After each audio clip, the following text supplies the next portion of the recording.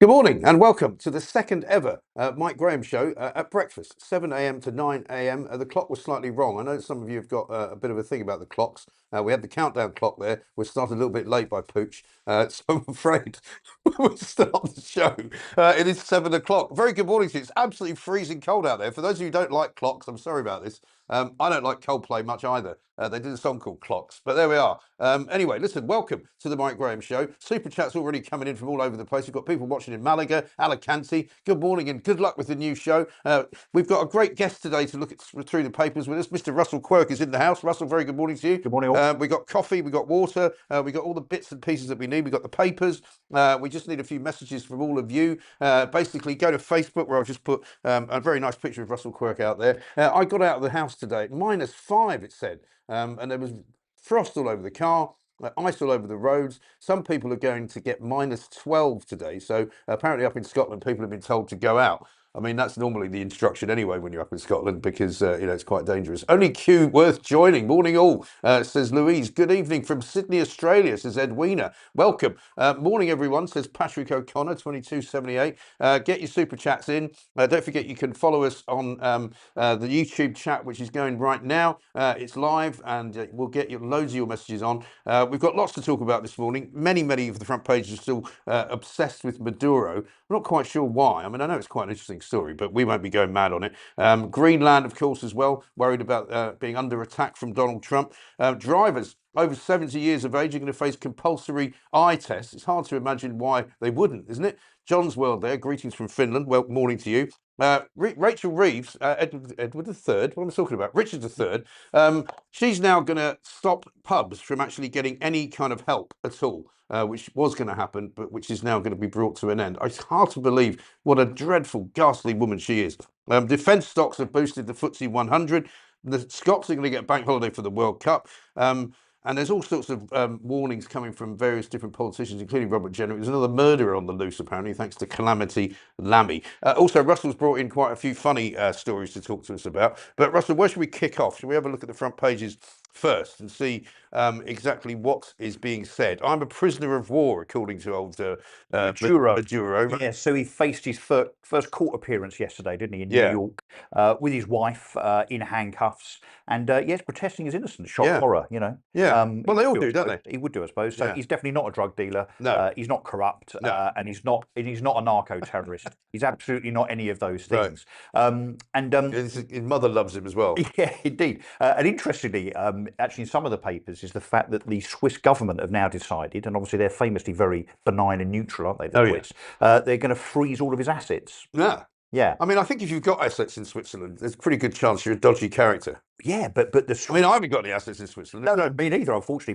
But the Swiss government and the Swiss banking system is kind of founded on the basis of anonymity, Right. protection, and if you are a bit of a wrong 'un, that's where you stick your money. Yeah, exactly. So I think other wrong 'uns across Yeah. the planet might be a little bit perturbed. Well, it about all that. went a bit wrong, didn't it? Because I remember, because my sister used to work for a Swiss bank, funnily enough, and they shut their operation in America down on the basis that the federal government was starting to look into what sort of assets they were holding for people who were American citizens. Yep. And they managed to start getting to the point where they could actually sort of delve into the accounts and pull money out of them. So the Swiss were like, well, you can't do that if we're not operational in the US, you know? Yeah, but what will be fascinating is if there's ever a number that comes out of that, because of course, if the assets that are frozen in Switzerland number billions and billions of dollars, on the basis that he's a president, probably on a salary of about $200,000 a year, then that would be very interesting in itself. And they've pledged to give the money back to Venezuelan people, whatever that means. Oh, really? Well, that'll be Let's see if that happens. He also says that he's still in charge, didn't he? That was the other thing he said yesterday. He's still the president. Yes. And even though Donald Trump seems to be running Venezuela now, it looks as though they're still in charge, the people who were on Maduro's side. It's all a bit confusing. And also people are starting to put a number on the oil deposits that effectively now Donald Trump controls. And obviously the cynics amongst us might think that that's the only reason he did what he did. Well, certainly a lot of money floating around because the FTSE 100's up again, another record day yesterday, partly because of defence stocks, because of all the war that's being sort of waged around the world, but also because a lot of the oil companies are hoping to get back into Venezuela after being kicked out. They're all rubbing their hands. Yeah. Yeah. Look, and obviously there's absolutely no connection whatsoever between those companies' funds and donations to political parties in the US. Nothing at all. No, absolutely no chance. The other thing that I find fascinating, because I mean, I've always feel slightly uncomfortable talking about Venezuela, because have you noticed on all the big TV channels now, they're all calling it Venezuela. Like you have to get this proper accent, Venezuela. Yeah. As if But they did the same with Kiev or whatever it is now, isn't it? Kyiv. Yeah. Yeah. But they all love it. I mean, Sky News, Appropriate. literally, since you were here last Saturday, which went terribly well. Thank you so much for coming in last Saturday. But Russell was kind enough to come in and do a big sort of practice run with us on Saturday for an hour, which did really well. By the way, I should mention yesterday's show absolutely blew our socks off. We had 12.7 thousand people watching it live, and in the end, I think it's 105,000 people that have seen the show, which has dwarfed everybody else basically who does breakfast shows in this country. So thank you very much for all of you for doing that. We'll be counting up the numbers as we go through, and you'll see a lot of messages coming up on the screen, which we'll talk about as well. But Sky News, for example, has done nothing but Venezuela since Saturday morning. They literally don't cover any other story. No. They've got a bloke in Colombia, and they have to call it Colombia, right? He's on the border waiting for war to break out. They've got a guy in New York standing outside the courtrum watching Maduro going in and out. They've got all sorts of experts coming on live on TV, on Zoom and whatever.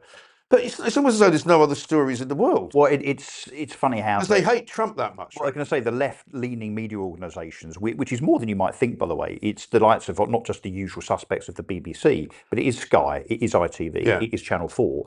Of course, because they support people like Maduro and don't think that narco-terrorists should be taken out by people like Donald Trump, they're covering it on a kind of hour-by-hour, minute-by-minute basis, almost as a bit of a kind of protest, because they don't think that he should have been taken out. It's a bit like most of our politicians on the left, the likes of Sultana and others that think he was perfectly okay in place. We'll ask the Venezuelan people, and the millions of them, by the way, that are on the streets saying, thank goodness he's gone. And all the ones who disappeared, and nobody knows what happened to them, in Venezuela. Anyway, so that's enough about Venezuela for now. We've got, what have we got here? 5.4 thousand watching already. We've got some super chats coming in. Beverly Henderson, thank you very much indeed. Hi, Mike from California, says Tom. Best morning show, period, says Tim. Here's one, welcome from Tenerife, from Pat. Good morning, Mike, you're a legend, says Cindy. Morning, Mike and Russell. Labour didn't care about international law when they invaded Iraq. That's a good point, actually. And we should we not play the first clip we've got of Starmer? Starmer's still all over the place. He doesn't know whether it's a breach of international law. He wasn't in the Commons yesterday either. No. Was he? It was a bit odd. There was some community centre, didn't he? Which is presumably more important than making a statement on international affairs. Bearing in mind, this is the Prime Minister that's probably jetted around the world more than any other Prime Minister in history to try and grandstand on the international stage. Yesterday, very oddly... Well, he's still waiting for a call from Donald Trump, isn't he? To be told what actually they're doing in America. Or from his advisors at Downing Street to tell him what his opinion is. Yeah, exactly right. So let's have a look at this. This is Beth Rigby from Sky News, who's actually turned into a slightly better foe for the government than she used to be. But this is where she asks him about whether it's a breach of international law. Check it out. France, Spain, Canada, Germany, as well as the UN Secretary General, have all said that the US has violated international law. Has the US violated international law? Well, international law is really important. It's the framework, and it's for the US to set out its justifications for the actions that it's taken. But it is a complicated situation. It remains a complicated situation. So you're not going to say whether you think the most important thing is stability and that peaceful transition to democracy. That's what matters to Venezuela above all else, and that was the position we took before the weekend. It's still our position so now. You're not going to say whether you think they have or haven't, just to be clear? I'm going to be clear that I believe in international law. I've long been an advocate for international law. I'm absolutely clear that is the framework that applies. Okay. Obviously, it'll be for the US to set out their justification in relation to the action that they have taken. You don't want to call it out. So she says to him, are you going to actually declare it to be a breach of international law or not? To which he then says, I believe in international law. It's like saying I believe in the tooth fairy, we're still waiting to hear from America to make their case. I mean, it's absolute crap, isn't it? But he doesn't actually know what he thinks, does he? No. And of course, he's now trying to walk that tightrope between trying to appease his very, very left-wing backbenchers and not annoying the President of the United States, who's already on record as saying that he thinks Keir Starmer's useless and weak. Yeah. Well, he's not wrong, is he? No. I mean, it's absolutely extraordinary. We've got some great ones coming in. More watching Mike in 5 minutes and the others in 4 hours. What an oily man Starmer is, says Salsey. Here's one from Mike. I'm having my breakfast, Rigby and Starmer together, please. Watching from Colchester, the Reverend Red Eye. One from Paul who says the UN have their knickers in a knot. That's another thing. Yesterday, Sky News, right, had a camera inside the UN, chamber where they were having a debate. Do you know what they carried? They carried the Russian envoy's entire speech, in which he was basically castigating foreign invaders going into a sovereign territory. Slightly rich. And I thought, hang on a minute. Why are we listening to this bozo? Talking of international law. Yes. Yeah. I mean, wow. Just ridiculous. Yeah. Greenland's the other big story, isn't it? That's on the front of the Daily Mail. It is. And look, what Trump has said is he would very, very much like to, absorb Greenland, I suppose, from a strategic point of view, or if it's part of NATO and so on. Right. I think the media are massively overreacting to this, don't you? On the basis that they're now trying to hate Trump so much. That's why they're covering it. They're trying to say that the United States is about to invade Greenland, which is a part of Denmark, which is part of NATO. So you'd have one NATO country invading another. I mean, that's preposterous. It's just not going to happen, is it? No. Surely. Well, I mean, I don't think that America's going to invade Greenland. But the trouble is with Trump, you never actually know. He might wake up one morning and go, let's invade Greenland. But what he's done is wake up and think, hang on a sec, everyone's now reeling from what I've done in Venezuela. Maybe that gives me a bit of leverage in terms of getting to the table to talk about some strategic ownership or a joint approach to Greenland, because it's strategic in terms of defence against Russia. Right. Yeah. And I mean, the Russians haven't really got anywhere to go now because they've got all of their resources in Kiev and in Ukraine. And so they're not going to be able to sort of defend Greenland. And nobody really wants them there anyway. But it does make you laugh how people are kind of presupposing a whole bunch of things now. There was a load of stuff on social media yesterday, the day before, about, well, this opens the door to China and Taiwan. Yeah. And I said in response on X on Saturday or Sunday, I think it was, I said, these two things are not the same, right? So an authoritarian, tyrannical dictatorship like China going into a democracy like Taiwan is not the same as the President of the United States taking out a narco-terrorist because he's poisoned the United States with cocaine. Yeah. I mean, they're two very, very different things. They really are. I mean, to be fair, America's been poisoned with cocaine since the 80s, and I could say I that quite liked it. Quite alacrity, because I was there at the time. This goes a lot of paths, a lot of it around. I'm not saying I took it. Morning Mike says, Hadwin, pleased you are back on the air every morning. Are you going to ask Dale Vince to comment about the snow across the country? Great show. Because Dale Vince, of course, used to be one of my regular sort of adversaries when I was on Talk. We haven't actually asked him on yet, but we might do. But he put out a tweet the other day saying that because of global warming, we're not going to have any more snow. We'll never see any more white Christmases. And there's snow everywhere. That didn't really age well. Can you please get Jim Dale on as well? Oh, God, I hate him.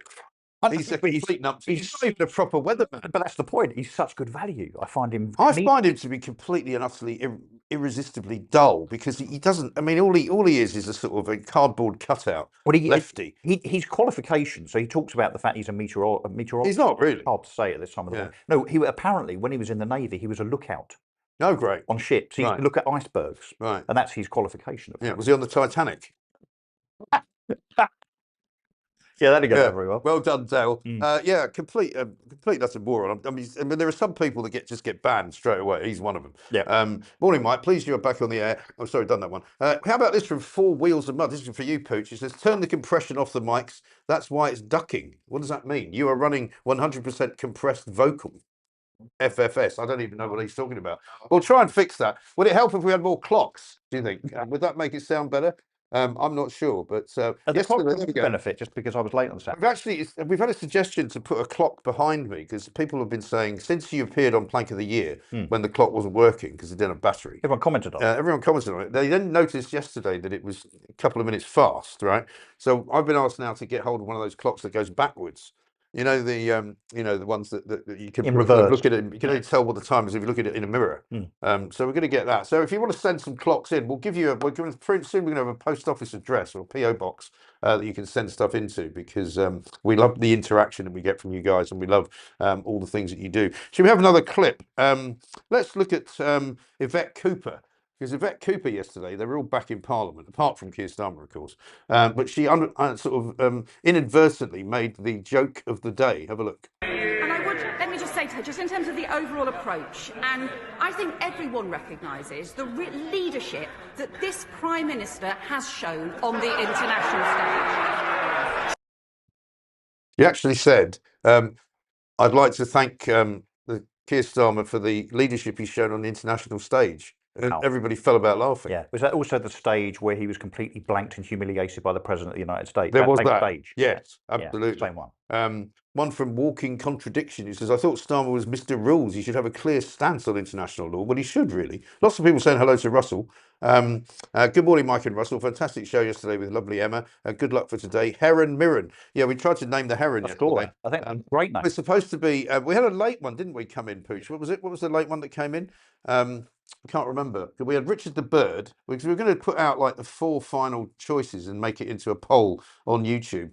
We had Heron Mirren, we had Eva Heron, which I thought was quite good. Richard the Bird, and then there was one late one that came in yesterday. But anyway, we'll do that in the coming sort of 24 hours, basically. Don't forget, we've got an after show coming up, which will be streaming live today with Will Geddes. We're going to be talking to him about Prince Harry and his security detail, but also about the dangers of being hacked, because of course that's happened to an awful lot of people, including me.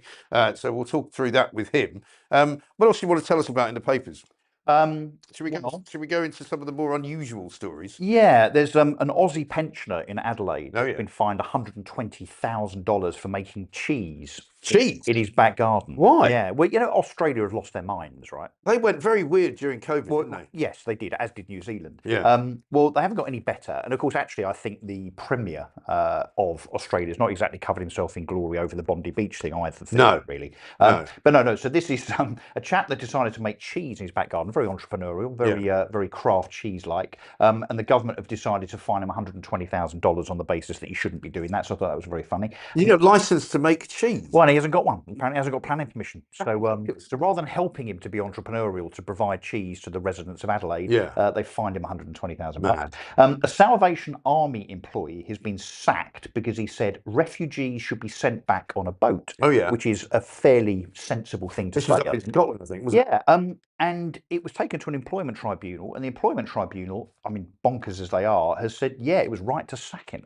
Unbelievable. They said that it's fair to sack someone that works somewhere for having said on, I guess, work premises, having an opinion, free speech, and so on. They basically said it was outrageous that you could say such a thing, and it's not in line with, I guess, back to the whole Keir Starmer thing recently about what Britishness is. It's not very British. Well, I think it's very British to have an opinion and to speak your mind. Exactly, and not to be frightened of saying something for fear of being fired, just because people don't like the opinion. But what right has an employer got to control what you think and what you say? So that struck me. And then the other thing, which is as funny as it is irritating, is Ofgem. You know, those idiots that are completely useless. They're supposed to regulate the energy cap as to how much we will pay for our consumer electricity and so on. Well, it turns out that apart from the fact they haven't regulated that price cap at all, it's gone up 40% over the last 5 years. They've decided to spend £4 million of our money on refurbishing their premises, and then decided to tell everybody that they could go and work from home for 4 days a week. Unbelievable. They love spending our money, these people, don't they? They've all been given bonuses as well. £2 million. And I mean, the problem with Ofgem, for what? And like every other sort of regulatory body, they don't seem to actually regulate the people they're supposed to regulate. They seem to regulate the people who are the customers. And they make sure that we all pay more money, and they waste loads of money. Well, they don't do anything. They just sit there and take the money. They don't actually reduce the prices, because somebody was telling me the other day that even if we get £150 back from this government for our electricity bills, which Starmer was banging on about this week, saying he's going to give us, right? Even if we get that, apparently the cap has gone up so much that we'll still be in the red. Well, we'll still be paying more now, even with the 150 discount, than when Labour came to power. Yeah. And let's not forget what Ed Miliband, that idiot, said in the run-up to the election in the manifesto, which was that energy bills would drop 300 quid from that point. That was May, June 2024. Right. Most people are paying hundreds and hundreds of pounds more. And of course, a lot of it has got nothing to do with gas wholesale prices. They've dropped significantly over the last couple of years. It's all to do with the subsidy that the taxpayer has to put into as a consequence of paying their bills, their overall electricity and gas bills. One other thing, BA and hot breakfasts. Oh yes. So you're a man that likes to fly at the do. front, no doubt. When I can, you know. Well, short haul flights now, by way of BA, they've decided to withdraw hot breakfasts. So now, if you fly to Europe, 4 or 5 hour flight, and you're in business class, which isn't really business class on a short haul flight, but at least you've got a decent breakfast. Right. Now, apparently, you get a couple of rolls and a glass of water. They've cancelled the hot breakfast. I don't know what's happened to British Airways. British Airways used to be a really great airline. But it literally was the world's favourite. And I now avoid it, like the plague. You know, if British Airways is the only people going somewhere, I'm not going. Yeah. You know, that's how I think they're run by the Spanish now, aren't they? Yes, I think they get taken over by some Spanish company. Yeah, and then the other thing you talked about, of course, is this driver thing, 70-year-olds plus. Oh, yeah. Who, I mean, it's incredible, I think, that the over 70s have not had to either take another test or have their eyes tested. So that you could have passed your test when you were 17. Right. And what's that? What's the maths on that? 53 years later, still be driving. Be as blind as a bat, and no one knows. Right. Turns out 24% of all car accident-related deaths in Britain involves someone over 70. Is that right? It's quite an issue. Yeah. Yeah. I'm quite surprised that they don't test their eyes already. But there's people up in arms about this saying, no, they're fine. Leave them alone. No. Leave them alone. No, absolutely not. They're killing people. Well, my mother was one such person. I mean, she was living in a quiet little town in rural sort of Connecticut. But she used to have this Volkswagen Bug, as they call it over there, one of the Beetles, you know. My dad used to call it the ashtray on 4 wheels because all she did was smoke in it, you know. But she went down to the local supermarket one day, and she was about 91 or 2, and somehow, inexplicably, she can't explain how it happened, she suddenly started reversing at high speed around the supermarket, car park, and sort of crashed it, narrowly missed a bunch of people coming out of the shop, and smashed the car into a flagpole. So the police turned up and just like said, "Can you give us your license?" They just took it. And that was give the it end back. of that. Yeah. So I don't want to be disrespectful to your late mother. I know you love very, very much, but it's kind of reminiscent of that old cartoon of the 70s and 80s, Mr. Magoo. Yeah, it was. It really was. And I mean, we kept saying to her, "Well, how did you manage to do it?" She said, "I don't know. I think I just put my foot on the accelerator." You know, and I didn't mean to. I think it works what happens when you're kind of 90 and you're still driving. Well, exactly. And that's the thing. I think it's actually quite a good idea. I think it's essential. Yeah. I mean, if you can't see, you shouldn't be driving. Yeah, I think seeing is kind of important when it comes to driving. Yeah. Now, this from Suzanne. She says, my car sticker is still on, but it's now redundant. Can you do some new ones? Yeah, we're going to be doing some new bumper stickers, and we're going to be doing some mugs and all sorts of things. All sorts of merchandise is going to be coming your way. A couple of people are still saying it's all a bit out of sync, but we're trying to fix all of the little problems that we've got. So, but do tell us when things are not going quite as well as you think they should be, or if there's anything wrong with the picture. At least I'm straight today, so I haven't had anybody giving me a hard time about that. Should we do any super chats, or we do that later? We could do some super chats. Also, I'll tell you what, super chat, this one from Colorado. Good morning from Colorado. Gunslinger from Colorado. Now that's like somebody out of Yellowstone, isn't that? That's great. Brilliant. Very good morning to you. Here's one from John Davis. Decimus Meridius Hieronymus, General of the Northern Armies. Are you not entertained? Where's that from? Is it Gladiator? Gladiator, yeah, exactly right. Mike, shout out to my mate Russell from Matt. HW, keep up the great work. Matt. I know exactly who they are. Some Go Mike and Russell from Gene in -5 Hornchurch. That's near your. I've literally just travelled through Hornchurch on the train. Yeah, I'm sure I saw polar bears and penguins out the window. Morning, Mike. Russell's a great second day. Onwards. That's from John Davis 3180. So keep those super chats coming. Also, don't forget you can watch an after show if you are a member of our Substack community. All you've got to do is go to themikegrahamshow.com. Today we're going to have Will Geddes on there, who's going to be talking about hacking, and he's going to be talking about Prince Harry and all the rest of it. Yesterday we had Angela Levin, who talks about Prince Harry at some length as well, and that was all trending yesterday. What's on the front page of the Sun? We should talk about Man United, actually, shouldn't we? Well, I mean, I know absolutely nothing about football, so I know it's not your favourite subject. It's not my thing. Well, it's not my subject. But Man United is a sort of iconic British brand, isn't it, more than anything else? I guess my comment on all things football, apart from the inordinate amount of money that's involved, I find fascinating, and the fact that fans continue to pay thousands of pounds for season tickets and lots of money to go and watch games, and then Manchester United seemingly, correct me if I'm wrong, go and employ someone that does very, very little in terms of success. It's like a Labour politician, this guy, actually, isn't he? Amorim. Well, they keep, they keep picking the wrong guy, basically. Again, like politics. So they've employed him. He's done very, very little. No trophies, no success to speak of. So they've fired him. But it's cost £30 million, apparently. But I guess to Man United, I mean, given that club's probably worth, what, I don't know, £5 billion. I mean, I didn't get that kind of money when I got fired. I'm sorry, even though I didn't apparently get fired. You didn't get fired. Lawyers, you just decided not to go back. Yeah. 30 quid would have been nice. But 30 million quid for failure. And I guess because they sign these people up for long contracts, if they sack them a year into their 3-year contract, they have to pay the contract out. Well, this is the thing. They always say, don't they, when you're talking about sort of high-powered people in business, and you're in the property business, and you know a lot of these people, what the most important thing you can ever do is to get the contract right at the beginning, so that when knowing that you're probably going to cock when you do inevitably, because I mean, being football manager and prime minister and newspaper editor and kind of head of companies, you know that at some point you're going to get fired. Yep. So you might as well have a nice little clause in there that says. Look at his face, everybody. This is yesterday, right? Yeah. He's papped outside his house, just been fired, massive smile on his face. Yeah. Why? Because he's taking the money still. Yeah, he has. A big payout. Big payout. But I don't care because it's football. No.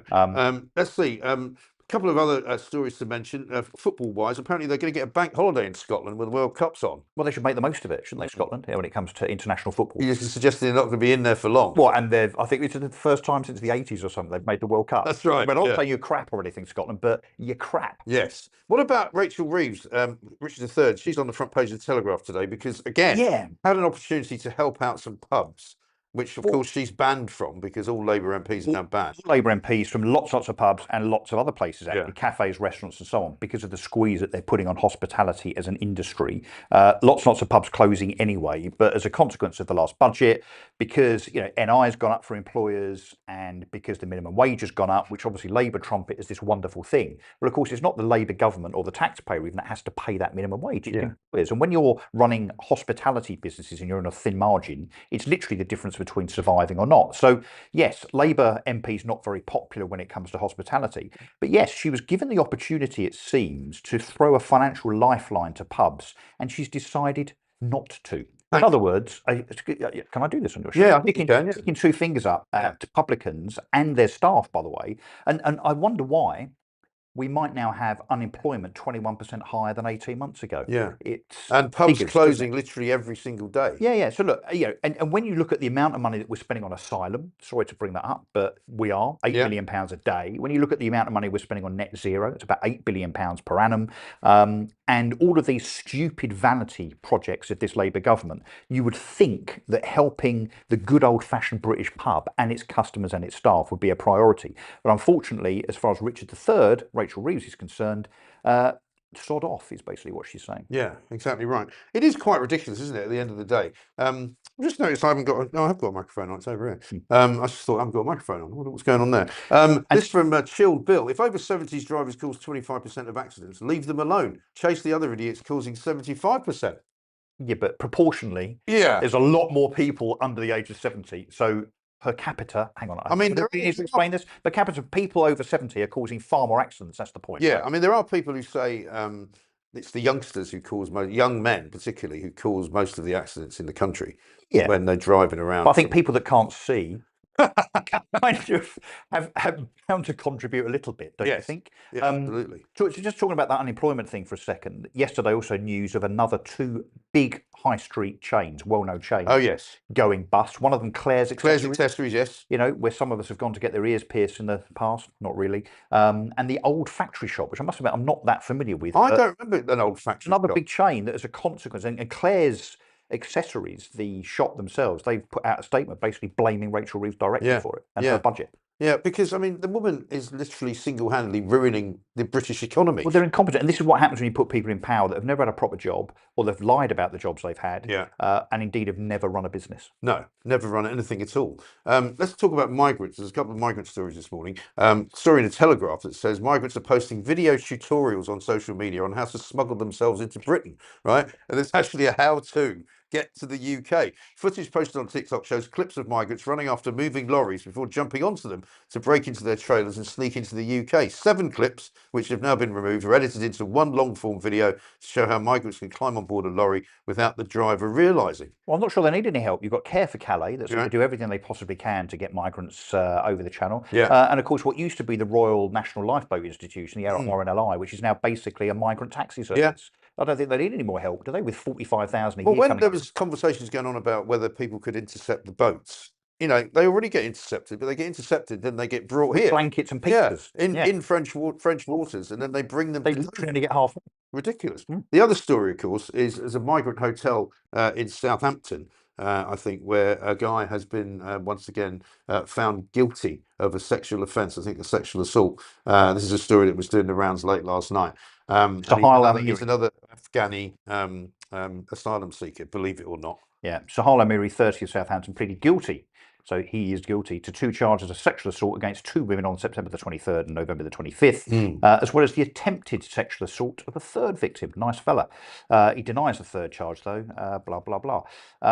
Yeah, I mean, this is almost a daily thing. The danger with this stuff in terms of, you know, illegal migrants that come here undocumented, they come from cultures perhaps that don't clearly respect women as much as ours does.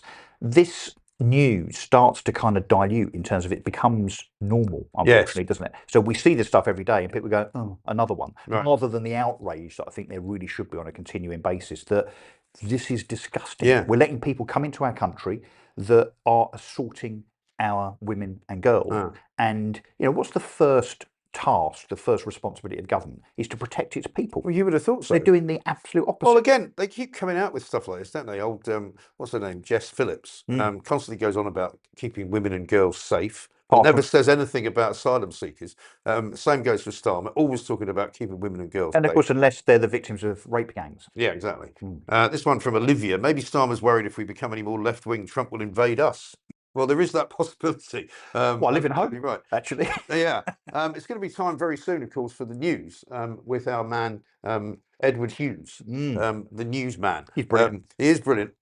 He's got a bit of a Welsh accent, strangely enough. I know. This is his true self. A bit of a lilt coming through, yeah. So maybe we should check in with the news, because it is coming up to 7:31. This is the Mike Graham Show.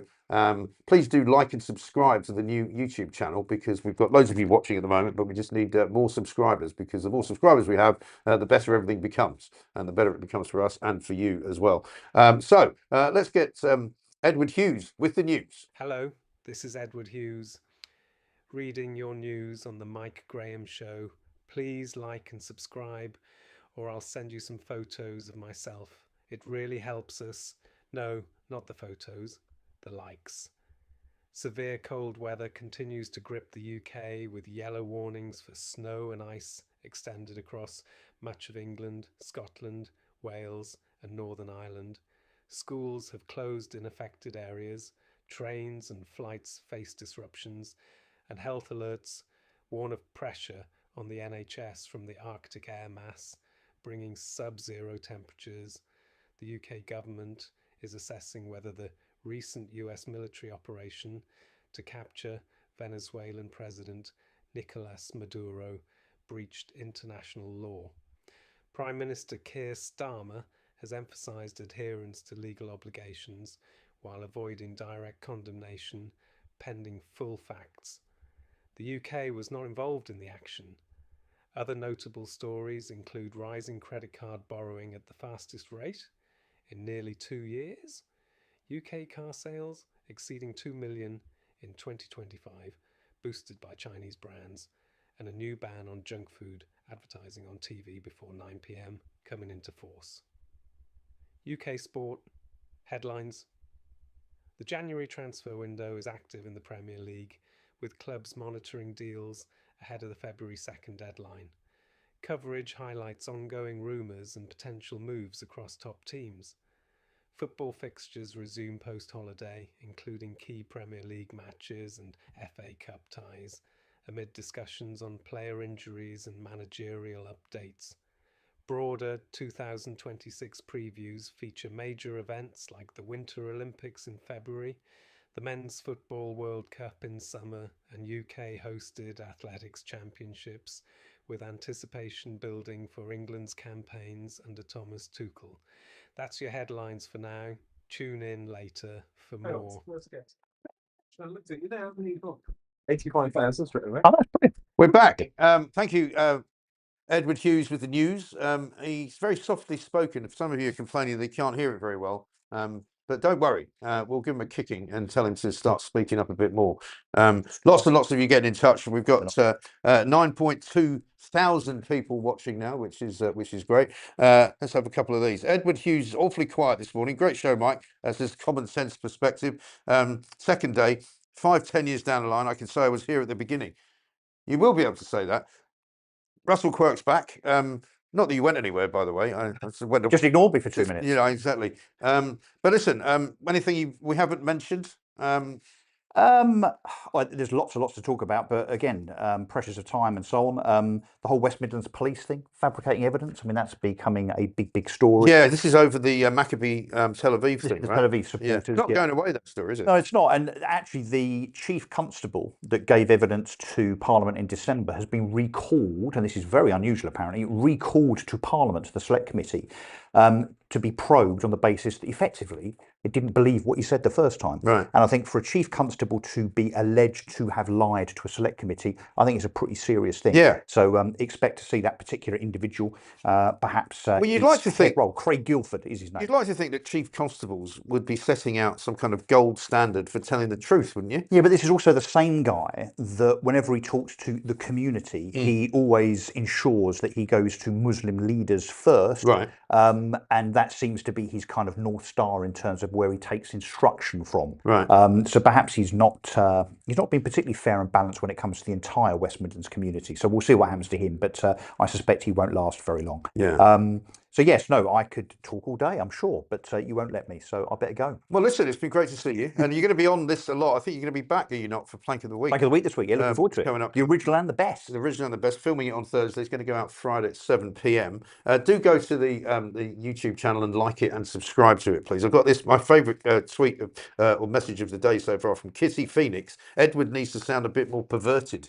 He goes, this is our newsreader who apparently is threatening to send pictures of himself to people. We're not going to allow that. That's not going to happen. I think Kitty's getting the joke, isn't she? Yeah, she is getting the joke. Some people are saying that he's too softly spoken, but basically we'll be working on Edward Hughes, the news man, because he's a very important part of the show. You can hear his news again at 8 o'clock when we get to the top of the hour. William Clouston is here from the STP. Looking forward to talking to him. And Nunziata Rees-Mogg is joining us a little bit later on as well. And then we've got an after show coming up for those of you who are on Substack, and that will be Will Geddes, of course, with a lot of advice on how to protect yourself from getting hacked, because a lot of people are getting hacked on Twitter these days, as well as other parts of social media. And of course, he'll be talking a little bit about Prince Harry, who is now likely, it seems, to win the right to have proper security for not only him, but for his kids and his wife. So Meghan can come to the UK if she so wishes. We shall see. Russell, great to see you. Thank you very much indeed. We'll see you again soon. Coming up next, we're going to be talking to William Clouston, but we'll also do some more super chats as well. So keep those coming in.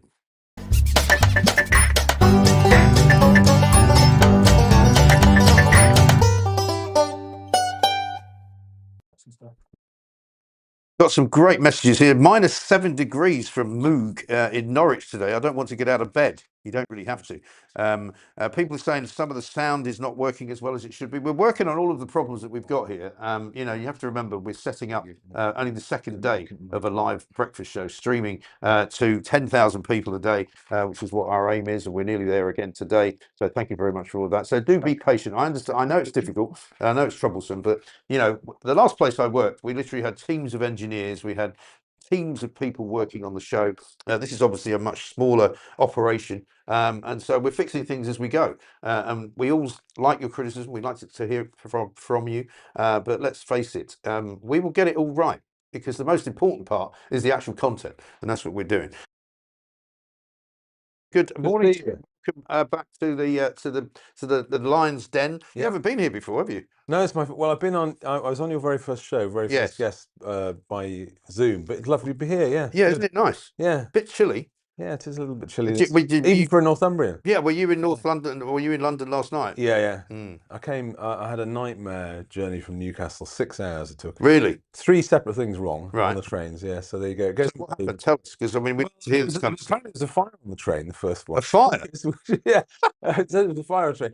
Then the train arrived, and then there was a points problem. And there was a points problem at Darlington, and then there was a cracked rail at Peterborough. We had to change trains. So literally, I mean, on a journey that should take 2 hours 40 if it's good, took well over 6 hours. So anyway, I mean, this is the problem, isn't it? Because whenever it gets cold, or whenever it gets wet, or whenever it gets too hot, everything starts to just fall apart. I mean, my son was with me on Saturday. He was in here because we were doing a show, funnily enough, with Russell, and he was helping out. And he decided he wanted to go back to Sussex on the Sunday. Yeah. And of course, he could only get as far as Tunbridge Wells because there was a bus replacement service. It's just dreadful. I find it goes in waves. It goes after COVID. It was shockingly bad. About 20% of the trains I got down from Newcastle to London were something wrong with it. Yeah. And then it got better, and maybe, I don't know, we'll wait and see. Well, I was looking at a story from Chiltern Railways the other day, and they were in the news because of what happened to Stephen Barrett, if you remember, last week. He was dragged out of the station, which was horrendous. But they've got a brand new line, apparently, which has been set up between Oxford and Cambridge to try and be a sort of bridge between the two, centres of academia. And they've only ever run one train on it. And it's been open for a year. And the one train they've run on it is a freight train. They haven't been able to actually run one passenger train. I mean, just incredible. Anyway, let's get down to business.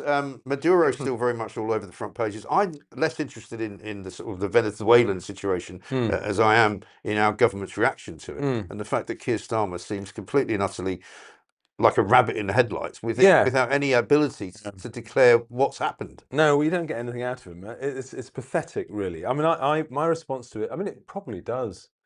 Why don't we just say it, right? It probably does breach international law. I think so. But it might be good for the Venezuelan people, can't we? Because those two things can both be true. Yes. It might be a breach of international law, but it also might tell you why international law is so useless. I was saying to Russell earlier, I was watching a bit of the news from the UN yesterday, and the United Nations, which is such a useless organisation anyway.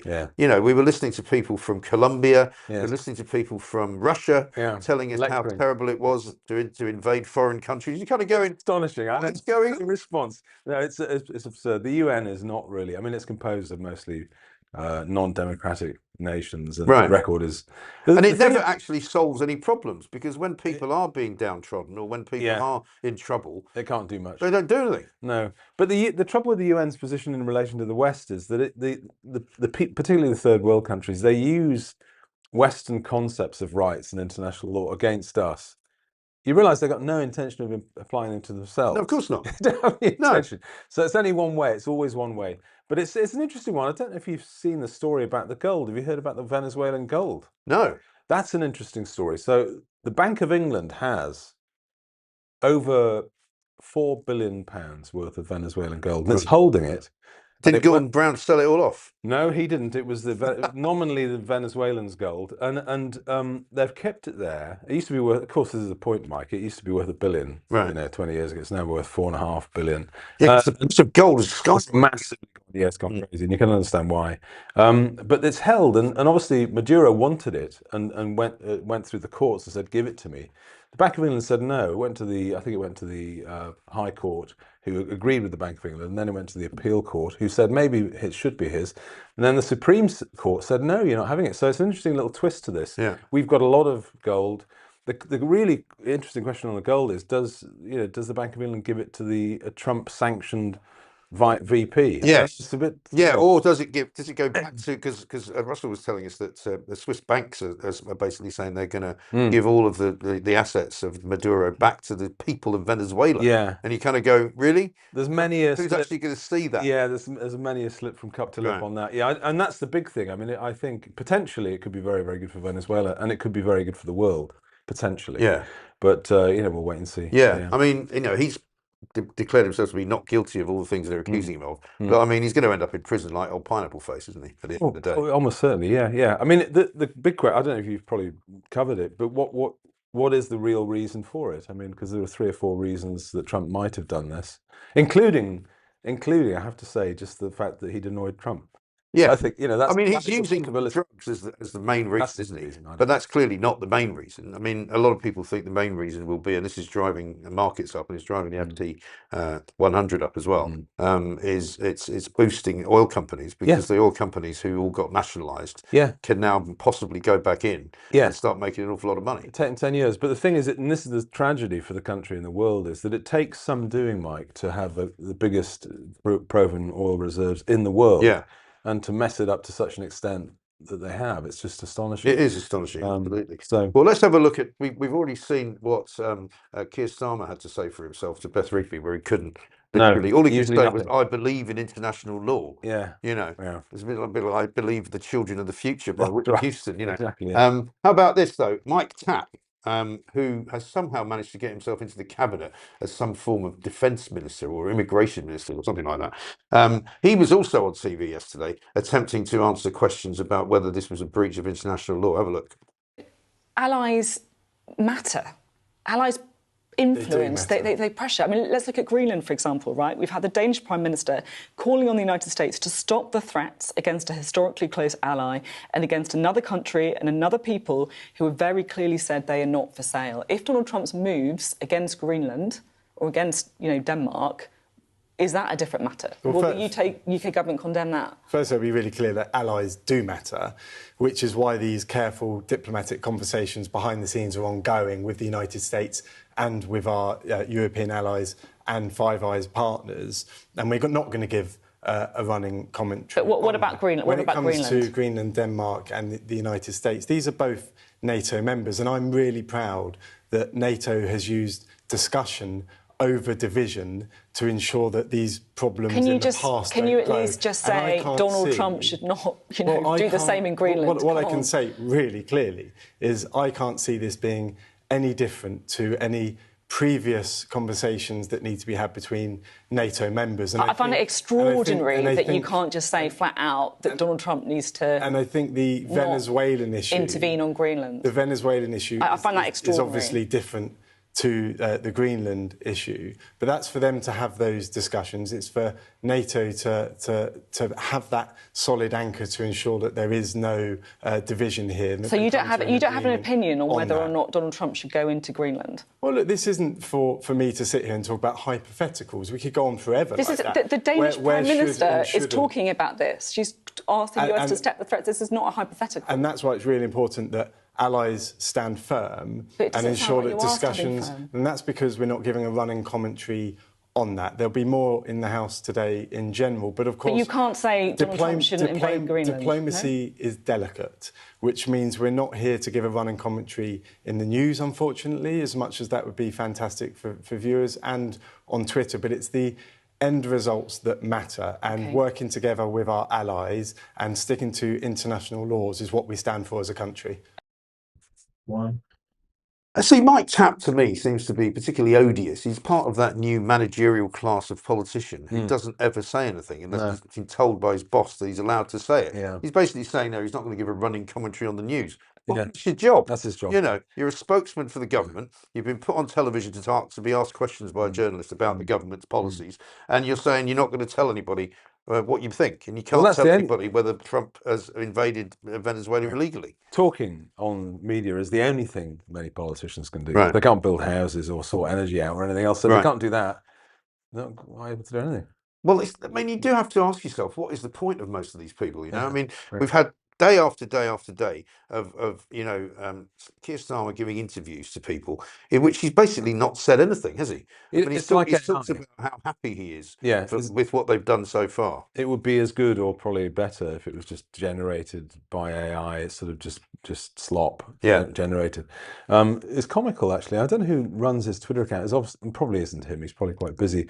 But, he came out the other day and said, it's not a time for slogans. Slogans won't solve real problems.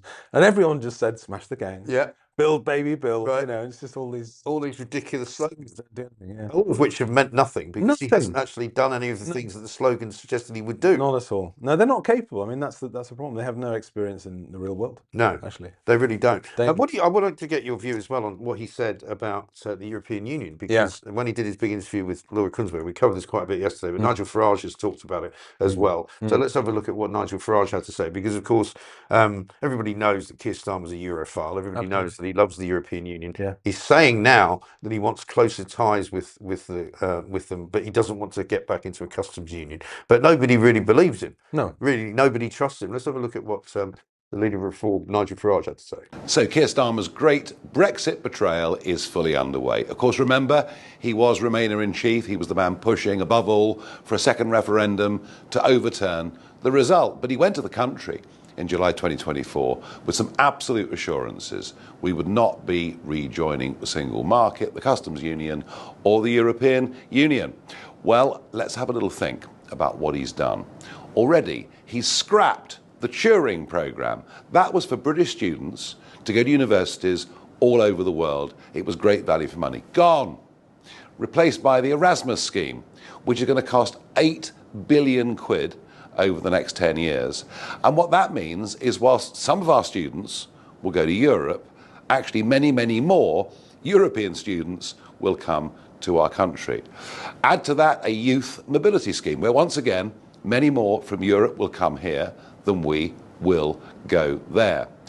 But just this weekend, he's proudly said that we're now following single market rules on food products, and that actually we might align more closely with the single market if it's in our national interest. Well, I don't think this man even believes in anything called the national interest. He just believes in Brussels. He believes in globalism. He believes in international law and all of those things.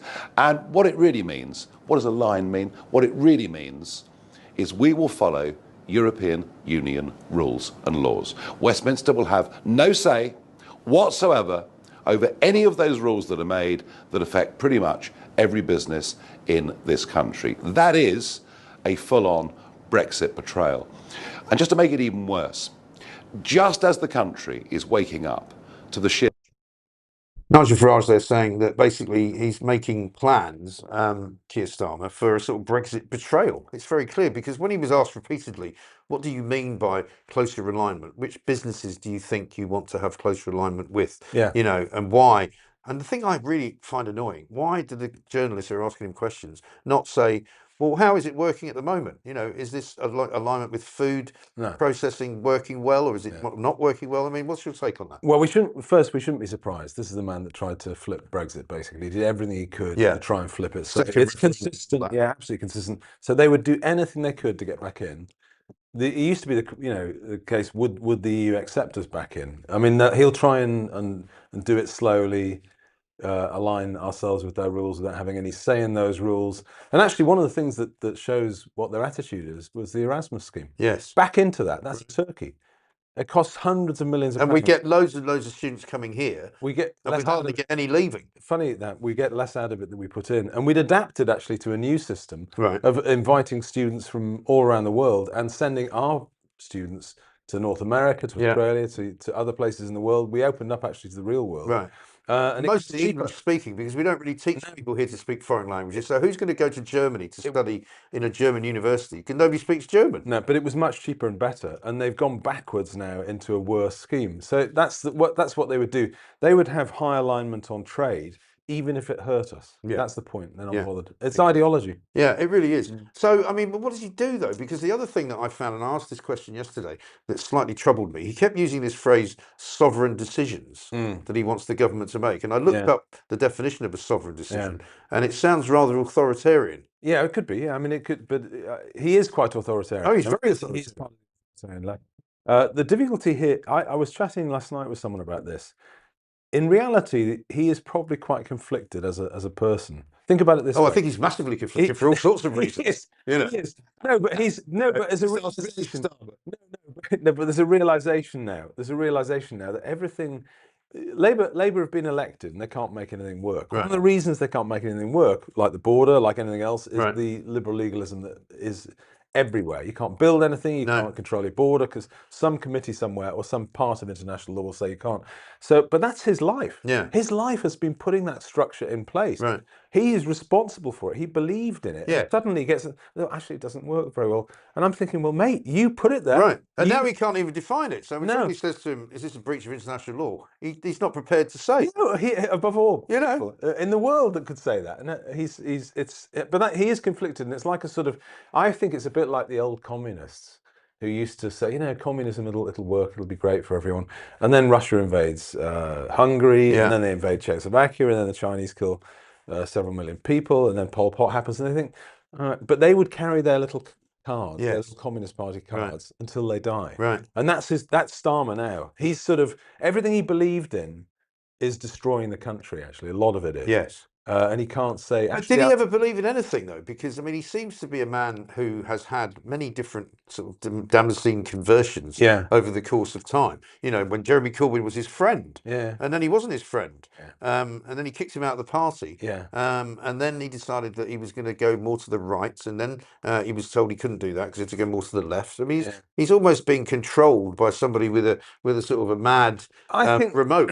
I think the liberal legalism and the human rights law stuff he really does believe in. And if I was to put my finger on one thing that he's been absolutely consistent about, is pro-EU. He wants the super state. Yeah. He believes in all that stuff. So he's been consistent on that. But to be honest, for years I've been trying to find out what his economics are, and I have no idea. He lied, I think. He doesn't have any idea. Clearly. No, all the nationalisation stuff he said to get elected as Labour leader, he literally about a year later he said, I didn't really believe that. Right. I don't want that. So on economics, I don't think he has anything interesting to say, but I've never been able to sort of unravel what he really believes. I don't know if he's a state socialist or a liberal. I'm not sure. I don't know that he will. I mean, we keep an eye on him as we always used to for his first tweet of the day, or his first lie of the day, as I like to call it. He hasn't done one yet. He usually does it just after a But yesterday, he was saying that this year you will start to feel our promise of change. £150 off the average energy bill from April. Public services will be improved. Your community will see more funding, restoring local pride. We are getting Britain back on track. Then he gets community noted again, right? Because he's actually got it all wrong. Because it turns out that Labour first promised a £300 reduction in energy bills on the 1st of June 2024. The price cap then was 1,570. Today, it's 1,758. Of course. So even if £150 was taken off, it would still be more expensive than it was last year. They're always on about lived experience. Yeah. Most people's lived experience is that the bills go up. Yeah. And the whole smart meter thing was introduced partly, they're forcing people to have smart meters, partly to scare people to ration energy. Yeah. Instead of producing energy, cheap, abundant energy, they think, no, let's ration it. And people are looking at the smart meter and it's flashing, you're over your day's limit. That is designed to scare, that's one room heat hot policy, and that's what British people feel. Yeah, I was given a terrible hard time by Scottish Power, who said that they had to come to my house and put a smart meter in, because otherwise I could lose out. I was told like they're cutting my electricity off. And then they wanted me to hang around in the house for 4 hours. I said, I'm not doing that. I said, you're going to have to come up with something else. Yeah. And they were like, well, that's what everybody else does. And I'm like, I'm not sitting in a house for 4 hours waiting for one of your people to turn up. So I changed energy supplier, right? And went to EDF. Yeah. And then they said the same thing. Yeah. And I went, all right. Well, was it all written in French, Mike? Well, the funny thing was the guy finally came, and I managed to get them to limit it to a 2-hour window, so at least that was something. Yeah. And then he came and he had a look, and we looked at the meter. He said, "Oh, you don't need to change yours because it's only on one form of electricity anyway. It doesn't have the night or the day. The different two tariffs." So after all of that, I didn't get one. Yeah. And I'm very happy I didn't get one. I preferred the days, although I wasn't paying the bills as a child, when we had a national electricity provider, generated the power, transmitted it. Yeah, London Electricity Board. Yeah, we had North East Electricity Board, and actually their record on increasing power supply was superlative, 3% on average a year. I've never been able to understand why we need 80 separate companies taking a sort of punt on wholesale prices and then betting on that price with the consumer. I just don't think it's helpful, to be honest. It's too complicated. I know, it really is. Now, we were talking about Scotland earlier, because apparently there's going to be a bank holiday in Scotland for the World Cup. Right. And Russell, who one isn't a massive fan of football or Scotland, has upset a few people, because I've got this from Lynn, who said, it all sounds fantastic in Guernsey. Tell your boy it was the late 90s that we Scots were last in the World Cup. How rude. because he said he didn't think they'd been in since the 80s. But okay, yeah. it'll be a great time for Scotland. It will. No, they've done very well actually, and not many people predicted it actually. No, they've done exceptionally well yeah. to do it. Yeah. I mean, they might get knocked out early, but you know, I always remember the great stories from the World Cup in Argentina, Maradona's World Cup, which I think was it 86. Maybe even earlier. It may have been earlier. Yeah, when people went down from Scotland to Argentina, and some of them took about 2 years to get back. And they did really, you know, they just stayed there. Yeah. It's a bit like my other favourite football story was actually a Celtic story. They lost their manager yesterday as well.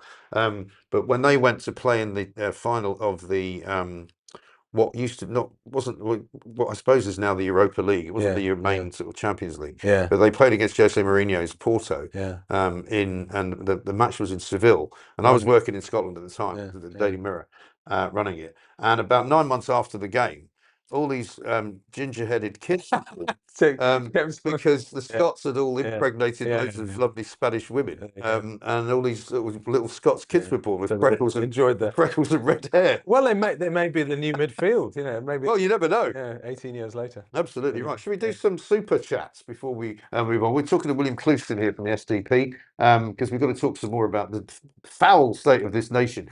Super chat from Lena. Lena Thompson 7972. Thank you very much indeed. Good to see you. One from Astral, who says Starmer is the first generation of the new AI robots, but he's malfunctioning at the moment. I think that's probably about right. One from John Davis, US UK special, just fine, just not with Planker Prime Minister. Well, it seems as though Trump is just ignoring it at the moment. Elaine says this, and thick snow even in southwest France. Dogs are baffled. Yeah, it's really funny with animals sometimes, and I haven't seen it. Mornings are great again. Mike is back, says Sunshine Hawk 4222. Thank you for that. And Lou says, Mike, are you going to do voice notes? We are. As I said, we're working our way through various different bits of the technology side because, as I say, we don't have teams and teams of people like I used to have at my disposal working for a multinational giant media corporation. It's basically me and Pooch right now. And Charlotte, who's doing a great job putting all of our graphics together and booking a lot of guests for us as well. So we're doing our best, and we will get to voice notes, we will get to phone calls, we will get to interactions of all kinds. But for the moment, what you can do is get in touch with us on the YouTube chat, but also and like it, please, and subscribe to the channel while you're doing it, because when you subscribe, it just boosts everything for us, and obviously that means we can do more for you. Basically, we were talking as well a bit earlier on about this eye test for 70-year-old drivers. Quite a lot of people on Twitter taking exception to the fact that that Russell and I said it's probably quite a good idea to check people's eyesight over 70, isn't it? Yeah, I think so. Yeah. I mean, it seems I'm surprised they're not actually doing it already.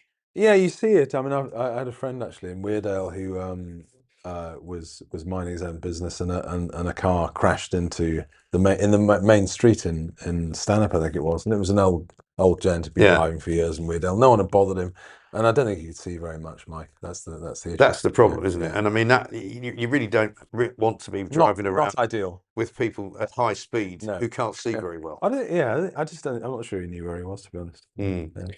Here's Jules, who's talking about the heron, because we've got lots of names coming in yesterday for the heron. Our favourite was Richard the Bird, and also Eva Heron was one of our favourite ones. But here's one from Jules, who said, "Be careful, Mike, about the heron, as Reeves will come after you with an inheritance tax." Very good. I like it. There you go. Yeah, because I don't know if you followed this at all, but we've been covering this the heron story since I saw a heron. I haven't. Outside. Yeah, well, I walked out of my flat in London. This was about probably a month ago, and there's a giant heron. It's about this big, just sitting on the railings by the river, right?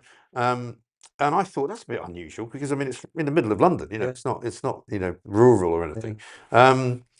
And then I started to look into the whole idea of herons, and herons, it turns out, are, you know, sort of mythical creatures that lots of different cultures worship as one of my favourite birds. Yeah, they're like sort of dinosaur quality. Yeah, speed. They are, and a great big long beak. Yeah, it's incredible. And then I came out about 2 weeks later, and there he was again. Yeah. And then the mother of my two youngest kids said to me, you know, maybe he's been sent to look after you by your mother, you know, who died a couple of years ago. Because it's all about renewal. It's all about it's a spirit thing. And Native Americans talk about it in terms of a new beginning. A lot of people, and it was almost like a massacre. Yeah, and there's a lot of portents in virtually all folklore in all countries associated with birds. But it didn't work out for a friend of mine who in Hexham, who was very keen on getting a pond, and he got a pond, quite a large thing built, and he stocked it with these wonderful carp, and he was so proud of himself. And the heron just came and ate them all. Every single one. Every single fish was taken. And they ended up putting netting on it and things. But that wasn't. I had that. I moved into a place in the country, and basically there was a pond already there. Yeah. And it had goldfish in it. Yeah. But they were sort of like gang goldfish because they could survive almost anything. But then this heron appeared, and not only did the goldfish go, but there were newts in there as well. Cleared out. No, it's quick work. It didn't take long. Yeah. The heron just thought, thanks very much. It's very kind. Yeah. I'll have these. Amazing. Yeah.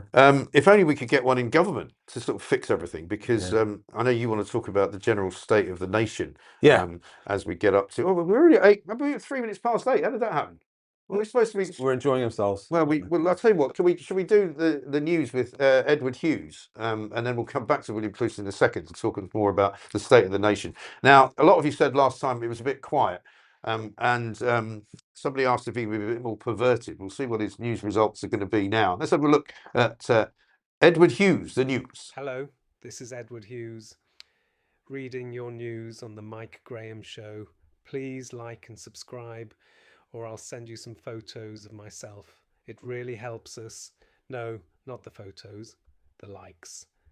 Severe cold weather continues to grip the UK, with yellow warnings for snow and ice extended across much of England, Scotland, Wales and Northern Ireland. Schools have closed in affected areas, trains and flights face disruptions, and health alerts warn of pressure on the NHS from the Arctic air mass, bringing sub-zero temperatures. The UK government is assessing whether the recent US military operation to capture Venezuelan President Nicolas Maduro breached international law. Prime Minister Keir Starmer has emphasised adherence to legal obligations while avoiding direct condemnation pending full facts. The UK was not involved in the action. Other notable stories include rising credit card borrowing at the fastest rate in nearly 2 years, UK car sales exceeding 2 million in 2025, boosted by Chinese brands, and a new ban on junk food advertising on TV before 9 p.m. coming into force.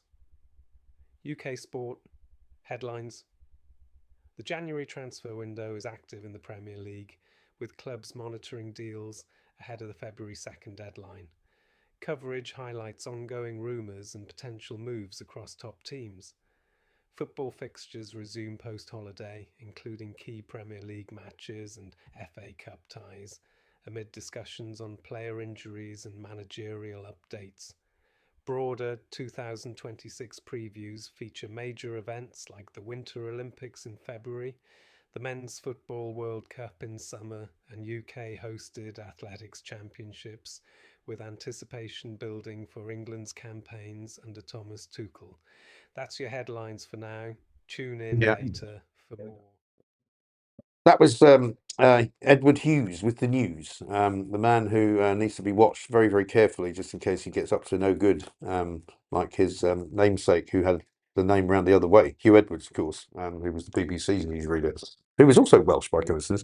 Let's talk a bit about the state of the nation. Story in the Telegraph today saying that deaths to outnumber births in Britain unless it welcomes more migrants. I mean, this is a way of thinking that completely baffles me. Yeah. That they think the way to cure the falling birth rate for British people is to import a load of people from foreign lands that aren't British. Yeah. No, it's insane. Yeah. The answer, the progressives their answer to every single question, economic, social, is more migration, more immigration. Right. And it's like a sort of drug that they're addicted to, and they need higher and higher doses to get round. It is a problem. I mean, even if you go back 10 years ago, roughly births and deaths were at the same sort of level. And it's a point I always made when I was talking about migration and housing. I always said, well, what's driving housing need in this country? And the sort of progressives, so I don't know. And it was always a migration. 80% of housing need last 20 years has been caused by inward migration, but they didn't build any houses. Right. But now, now it's actually dipped now. So the internal rate of population growth has gone into negative without migration. But you've got to ask a fundamental question, Mike, and your viewers have got to think about this. What do we want? Is the answer to a falling birth rate just to get the world to come and settle and colonize the country, because that's what they're doing? Right. Or would you be prepared to have a slightly lower population? And I got the train down, it was late. You come into the southeast, it's very busy. A lot of people would say, no, I'll live with the population going down a little bit. Yeah. And that's probably there's too many people here. I think. Yeah, exactly. I mean, of course, there are parts of the country that are quite sparsely populated, but the southeast and London in particular Not so. you walk the streets of London and it is just rammed all the time. There's just too many people. But even not just London, Mike. If you cross, I drove, the start of last year, I drove from Swindon up to Coventry. Yeah. Through the nice Cotswolds. 3 hours. Yeah. Roadworks everywhere. Too many people. Too many cars. Too many cars. You drive across Kent, could take you all afternoon. Oh, this is everywhere. I mean, you can't drive anywhere in this country. I mean, I drove up to Manchester not that long ago, a couple of months back, and I think it took me 5.5 hours. Yeah, it will. Because you just have you just expect to hit traffic jams, and Manchester's traffic actually, thanks to Andy Burnham, is just as bad as London. Yeah, of course. So there you go. So we've got a choice, and you can look at various examples. The Japanese, they would say, well, Japanese TFR is low and the South Korean fertility rate's low and the population's falling. But again, if you go to Seoul or Tokyo or wherever, would you prefer to live in those societies than, say, a very high growing place like Accra in Ghana or Lagos in Nigeria, where population's booming? Well, apparently Nigeria, they've got the highest rate of birth, which is 5.1. Yeah. It's huge. To our, I think, 1.3 or something like that per person. Yeah. But it is extraordinary. Sandra says this: the UK government never encourages young British to have children. They don't get tax breaks and baby bonuses, etc. I mean, would you, as the SDP, do something like that? We do. We have a very good policy, which is the full sharing of tax benefits between couples raising children. So if you wouldn't pay any tax at all until you earn sort of 25, 26 grand. Why? Because we want people to have kids. Yeah. We want them to raise them. And I do say, and people think it's controversial, shouldn't be controversial, it's the best outcome for society and families is both mum and dad staying together and raising the kids. Yeah, that is better for everyone. And making breakfast for them rather than expecting the school to provide free breakfast clubs. Exactly, and it seems to me to be, and feeding them in holidays. Yeah, it's a family thing, not the state to do it. Yeah, no, I agree. No, so that's our policy, but it's not as simple as that. I think you can look at housing policy. People look at incentives and tax and things, and obviously the Hungarians are looking at that seriously. But I think, in honesty, we need to increase the status of parenthood. Yeah. That's what we need to do. I think the social status of motherhood and fatherhood should increase, and because the future of the country depends on it. It really does. Yeah. And again, we're already seeing, aren't we, these people who come out and say, well, you've got to be thanking ourselves and congratulating ourselves because net migration is now coming down. But it's not coming down because fewer people are coming into the country. It's coming down because more people are leaving. Yeah. And so people like Fraser Nelson, columnist in the Times, is constantly trying to spin this particular sort of story to say, well, look, it's really unsound because he's not a stupid guy. I mean, he's a guy, but he's clearly been infected by some kind of mind virus. It's been where he's trying to prove something that isn't true. Yeah, he's had an odd position on this for a long time. Yeah, and it's one of the things because he does talk a lot of sense and other things. But on welfare, he's very good, and I retweet him on that, and I think he's making a good point. Yeah, but it's a sort of black spot, a sort of blind spot he's got on this issue. I don't know why. Yeah, I mean, I think it's part of this middle class guilt thing, where the bottom line is that whatever you do, don't blame immigrants for anything. Well, and keep saying how great it is to have immigration and how great it is to have multiculturalism, and how great it is to bulk up your economy with cheap labour. No, cheap labour is very expensive, actually. I've said before, in the SDP we try and do evidence-based policy. I know it's hard for some people, but vast quantities of low-skilled migration is fiscally negative, not by a bit. I mean, obviously everyone's aware of all the Somalian fraud in the States and things that's going on, and that's a real eye-opener actually for a lot of Western countries. But if you look at the data, some of these categories of migration will cost roughly £500,000 per person across a lifetime. Yeah, £500,000 per person across their lifetime. That's not enriching the country. That's beggary. Yeah, and this government is making it worse. Making it worse. Because they're making it now better and more financially kind of suitable for you to have more children if you're on benefits. Yeah, of course. If you've actually got a job. No, it's migration at public expense, and it's we've got to stop that. I'm afraid. Just look at the data.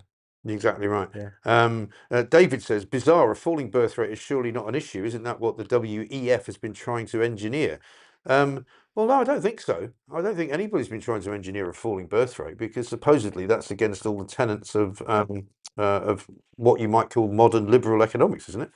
I think these are much broader social issues. I think, as I say, I go back to it. It depends if you go to I ask a question. If you go to a sixth form now in a normal comprehensive in Britain, and you ask the kids, what do you want to do? Most of them want to do various things, and that's very good. But too few of them say, I want to be a mother or a father. Yeah. Too few of them want that as an aim in life. And actually their great-grandparents might have thought, yeah, I want to raise a family. But people don't think. Well, we keep hearing a lot as well about a new sort of form of teenager and young person in their early 20s who don't actually really go out with anyone from the opposite sex. They're not actually having sex. They're not having fun. No. They're not likely to have any kids because they're just, you know, there are certain things you have to do. That's evidence-based. Yes, it really is. Yeah. Anyway, listen, William, great to see you. Take care. Thank you very much indeed. Thank William you. Clouston, head of the SDP, Social Democrat Party. We'll have him on a regular basis, of course, as we would with anybody sensible, which is what we're all about here. We are the real home of common sense. This is naturally the place where you need to be every single morning from 7 to 9. Don't forget to go onto our YouTube channel, please, like as much as you can, and subscribe to it as well, because that way we can build up the channel more and more and more, because we've got great ideas, we've got great things coming. We're going to have more and more shows to do as well. This is only day 2, and we're already running at 10,000 per show, which is brilliant. So thank you very much to all of you. We'll do some more super chats coming up very shortly. Also, Claire Pearsall is going to join us as well, former Home Office Special Advisor. This is the home of common sense. I'm Mike Graham.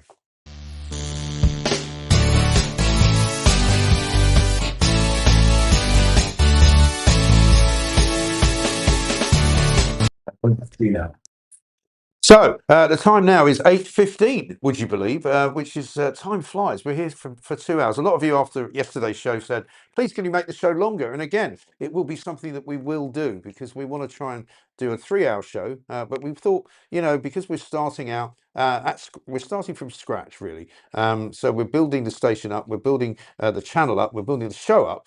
We've already had some fantastic guests.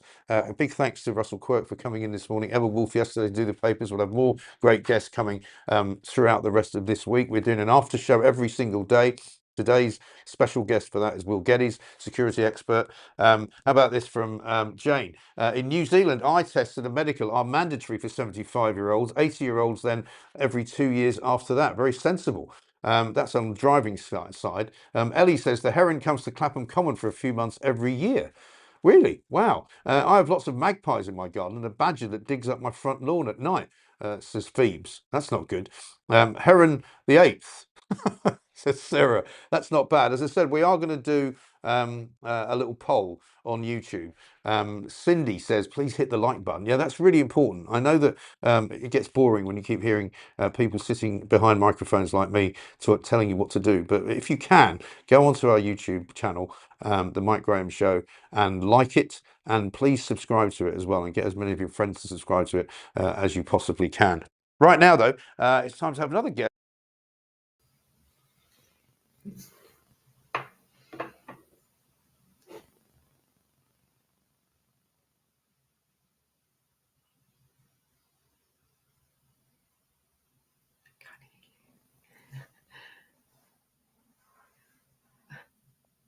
I can hear you, I think.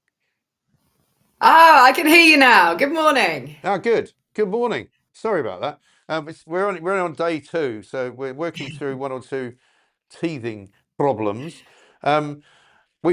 We started off this morning talking about Keir Starmer and the whole situation with Venezuela and his seeming incapability to actually tell everybody whether or not Donald Trump has broken the law. Let's have a look at what Beth Rigby asked him and what he said to her. France, Spain, Canada, Germany, as well as the UN Secretary General, have all said that the US has violated international law. Has the US violated international law? Well, international law is really important. It's the framework, and it's for the US to set out its justifications for the actions that it's taken.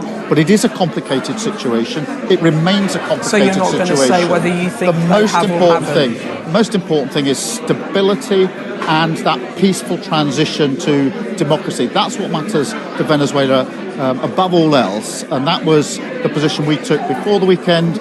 It's still our position so now. You're not going to say whether you think they have or haven't, just to be clear? I'm going to be clear that I believe in international law. I've long been an advocate for international law. I'm absolutely clear that is the framework that applies. Okay. Obviously, it'll be for the US to set out their justification in relation to the action that they have taken. You don't want to call it out? I mean, it's painful, isn't it? Anything he says is absolutely painful. And to look at him scrabbling around, desperately trying not to upset Donald Trump, but also not forgetting his lawyerly training. He's trying to sound like a statesman when realistically he doesn't actually have a clue. He doesn't know if the international law has been broken. It is a very complicated area, but he is a former director of public prosecution. So you would assume that he would know exactly what international law entails and whether that had been broken. So I find myself just wanting to hold my head in my hands the entire time to think that that is the Prime Minister who is out on the world stage representing our great country. Well, this is the problem, isn't it? And this is why it's such a problem for the country going forward, because not only is he embarrassing when he's asked the question now because he doesn't seem to know, and all he can say is, I believe in international law. As I was saying before, it's a bit like that Whitney Houston song, I believe the children are the future. You might as well say you believe in Father Christmas or, the Tooth Fairy. But clearly Britain right now, as far as the US is concerned, is an also-ran country. It's not a country that needs to be consulted about anything, despite the fact that it's still a member of the National Security Council of the United Nations. And I find that really quite embarrassing as a Briton, that our country is so far out of the loop.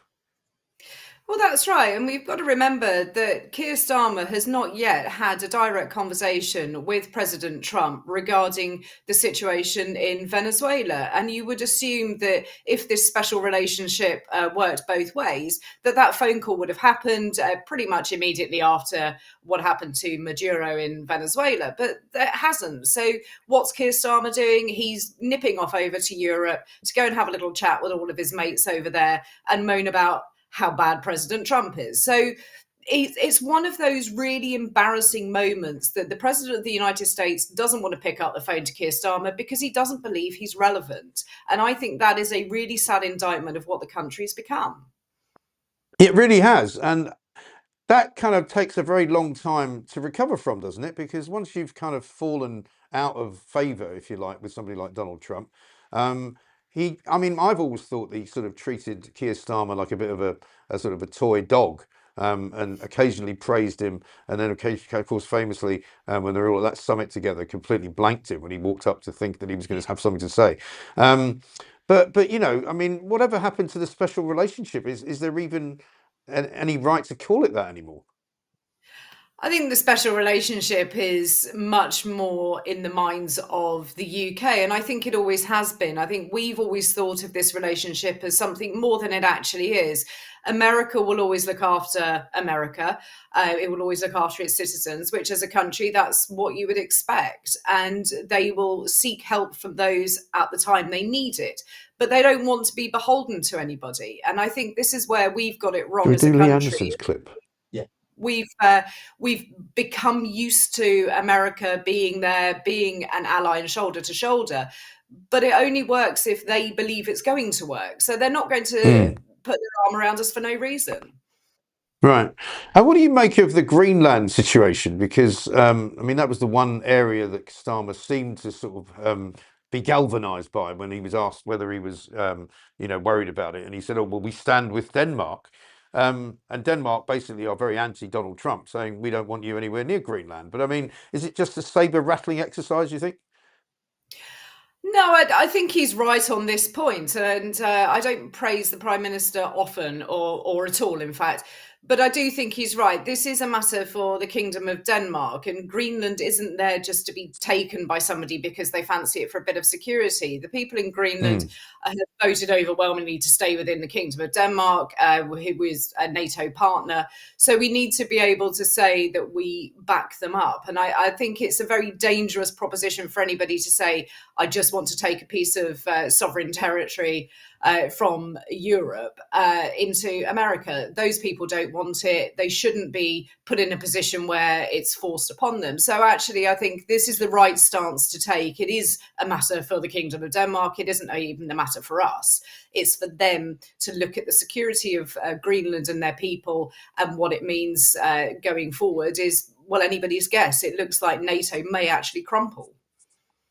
Yes, and obviously that would be terrible news for Britain and for Europe, wouldn't it?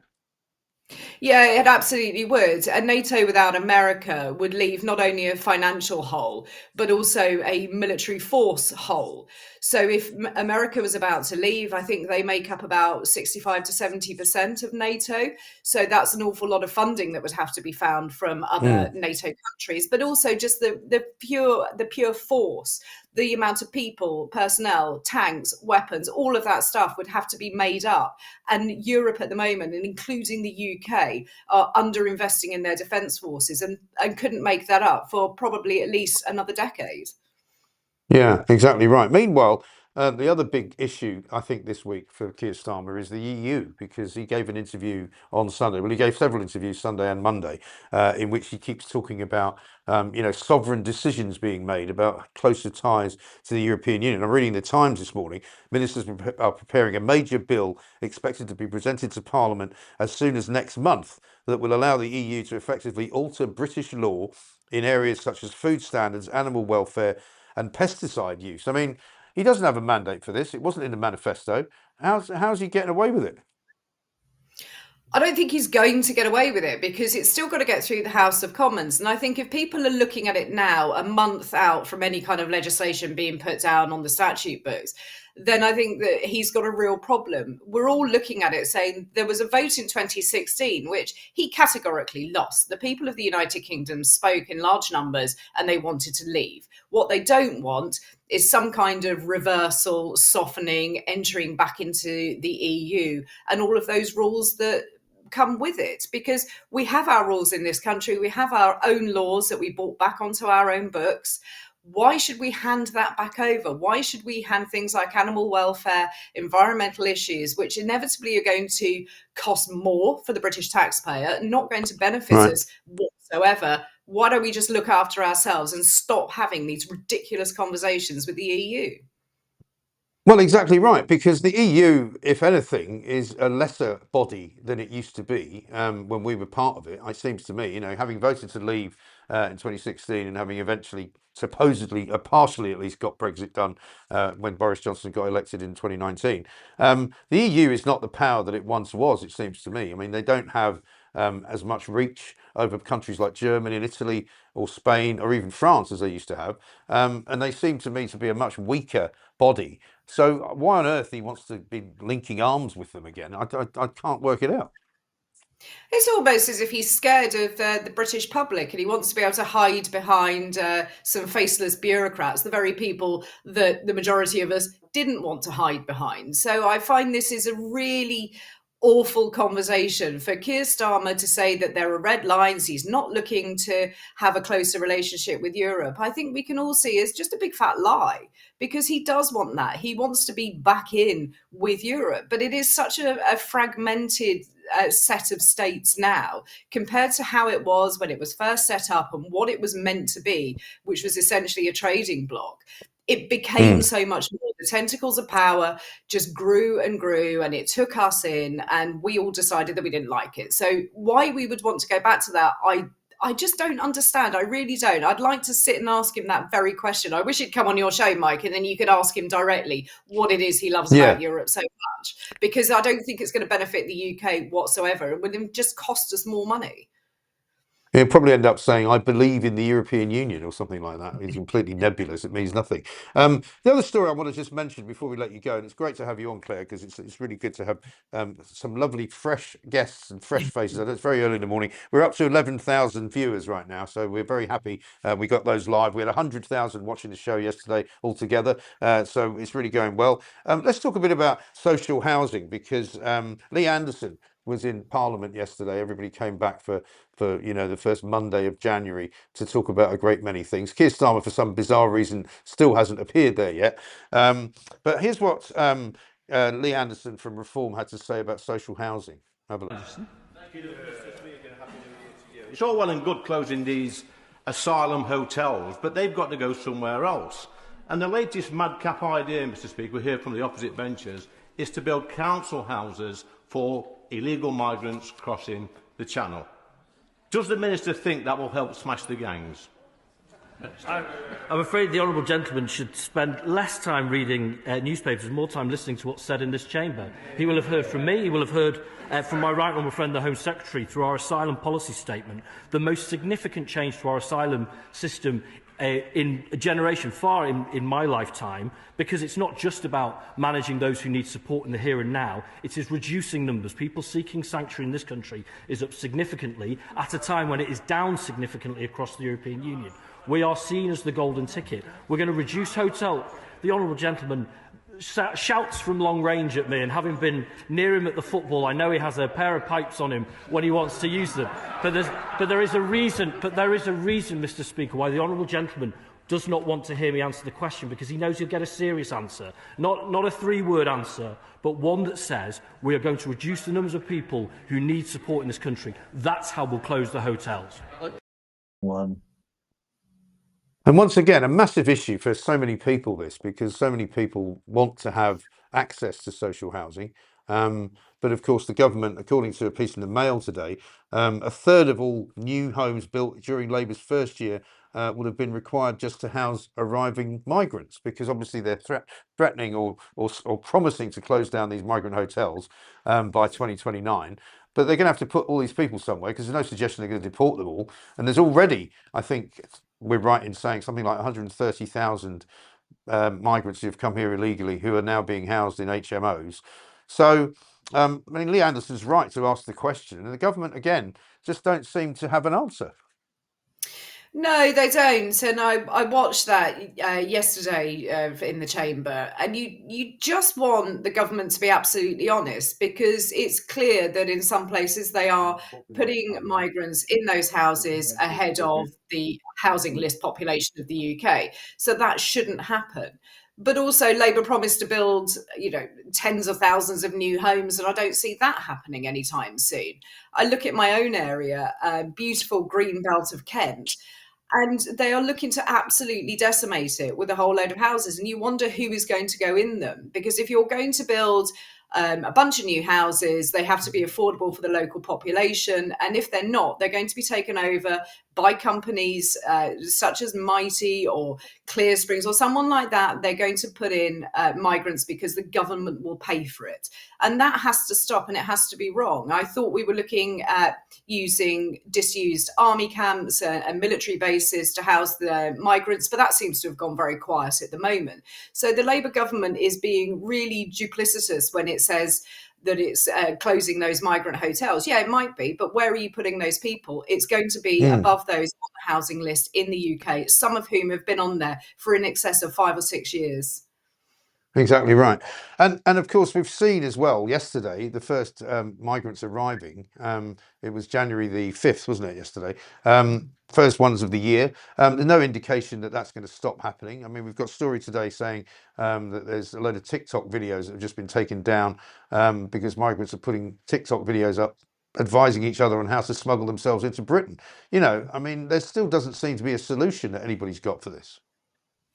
But didn't you hear the minister out on the media round yesterday that they're going to take people's phones off them, the migrants, when they arrive in Kent and they go to the Manston Clearing Centre, they're going to take their phones, they're going to look at them, and it's all going to be very serious. Well, they should have been doing that in the first place. If somebody has a mobile phone, they may well have some details that the security services might like with people trafficking details and things like that, and those criminal gang details. But also, why are we not looking at where these people have come from? Because surely the data on a phone will be able to let you know where that happens. There are some very clever tech people out there who can find all sorts of different things. So I think that it was such a ridiculous media round to have. That's all they've got to come up with so far, or the people crossing the channel, but it's okay because the Home Office are going to have a look at some people's phones, but they're not going to demand it. It has to be a voluntary service. The migrant actually has to hand it over voluntarily with the PIN number. So who's winning in this situation? Because no one's going to do that, are they? Well, exactly right, and also we keep being told that they throw their phones in the sea. So I mean, it can't. Both things can't be true. So either they're throwing their phones in the sea, or they're coming with their phones. I mean, which is it? Well, this is it. And do they not understand that you can upload things to a cloud? I mean, I just asked my 17-year-old, he rolls his eyes at me so frequently when I say there's something wrong with my phone, there's something wrong with my laptop, help me. And he presses one button and it seems to work. So I don't think it's beyond the wit of these people to actually save their data somewhere else and then get a new phone and log it back up again. It's not difficult. You wouldn't have thought so, but it's going to be another interesting year, isn't it, 2026? Because Starmer keeps saying he's still going to be here in 2027. Do you think he will be? No, I don't. I really don't. I don't think he'll last out the year. I mean, I may be sort of held to account with this one, but my prediction is that he will be gone by the end of this year. And it's not going to be a sad goodbye. You know, I'll hold the door open. I'll help fill his box for him. But I just think that he is on a hiding to nothing. His party now are looking like they're re-energized.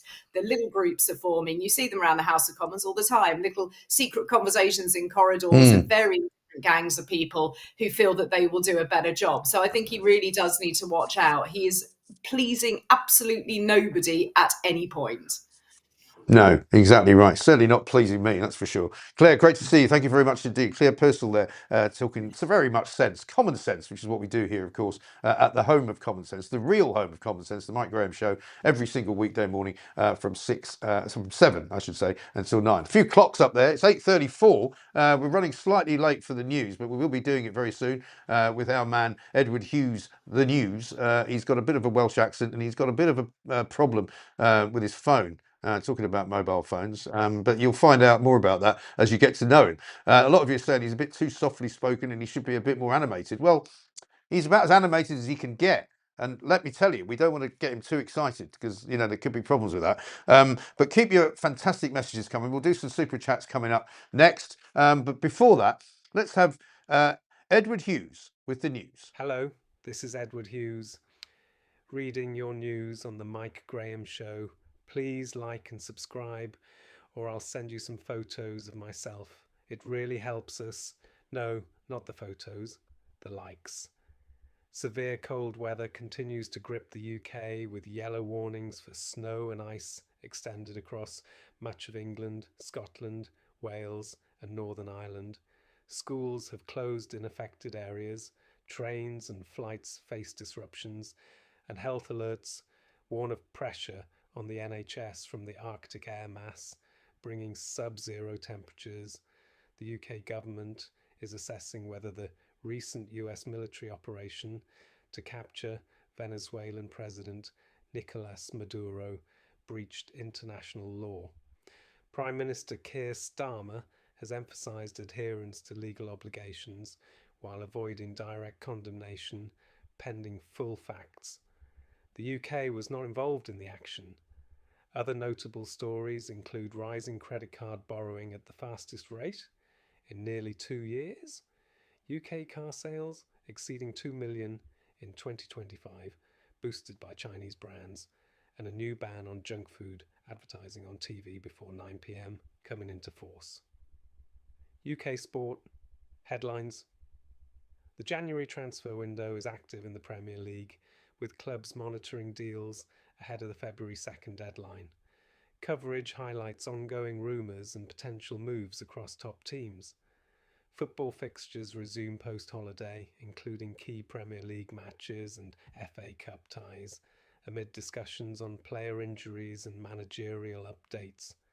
Broader 2026 previews feature major events like the Winter Olympics in February, the Men's Football World Cup in summer, and UK-hosted athletics championships, with anticipation building for England's campaigns under Thomas Tuchel.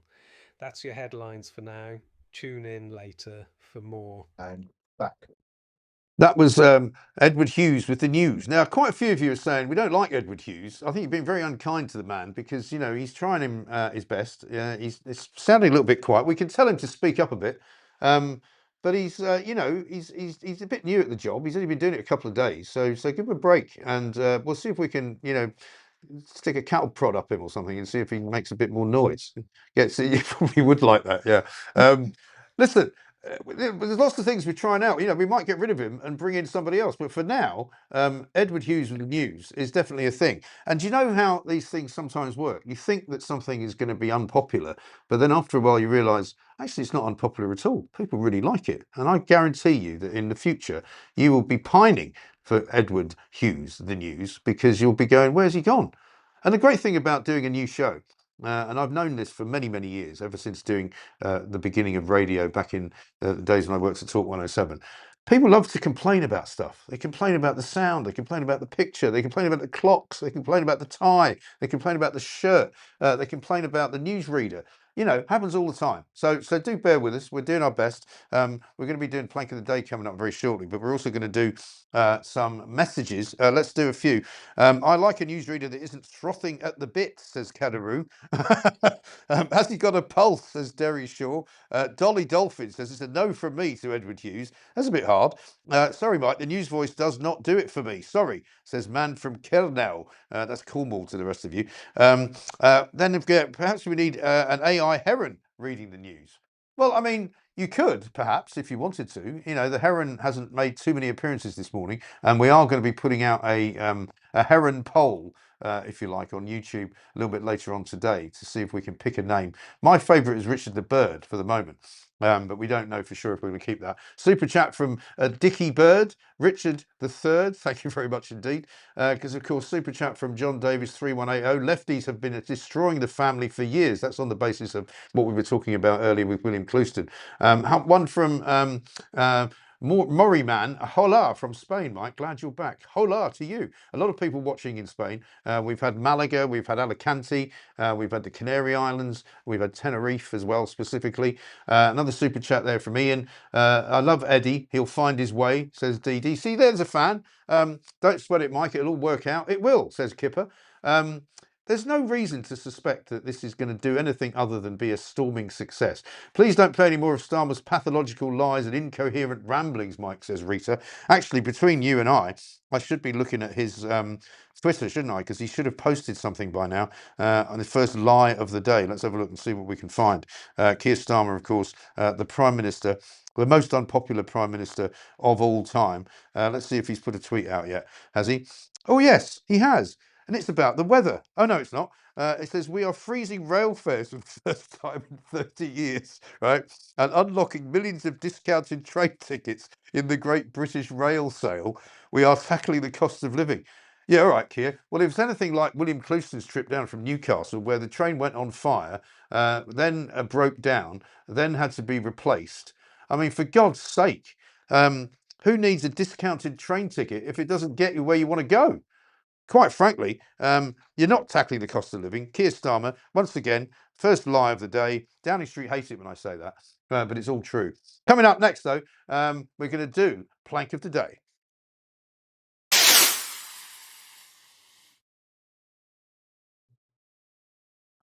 And of course, as we often say, despite the fact that there's an awful lot of it out there, do not be a plank. Coming up very shortly, we're going to be talking to Annunziata Rees-Mogg. We'll get her view on the state of the nation, the state of play, and why on earth we should even be considering having closer ties to the European Union, which is what Keir Starmer wants, and what else he's going to be doing this week by trying to convince us all that he's got the Great British Rail Sale going on. So he's cutting back on the cost of living. Freezing rail fares doesn't do anything. They're already too bloody expensive, for heaven's sake. So we don't want frozen rail fares. We just want trains that run on time and trains that actually don't go on fire. You know, that would be a start, wouldn't it? For heaven's sake. Anyway, let's do Plank of the Day, because it's time for that.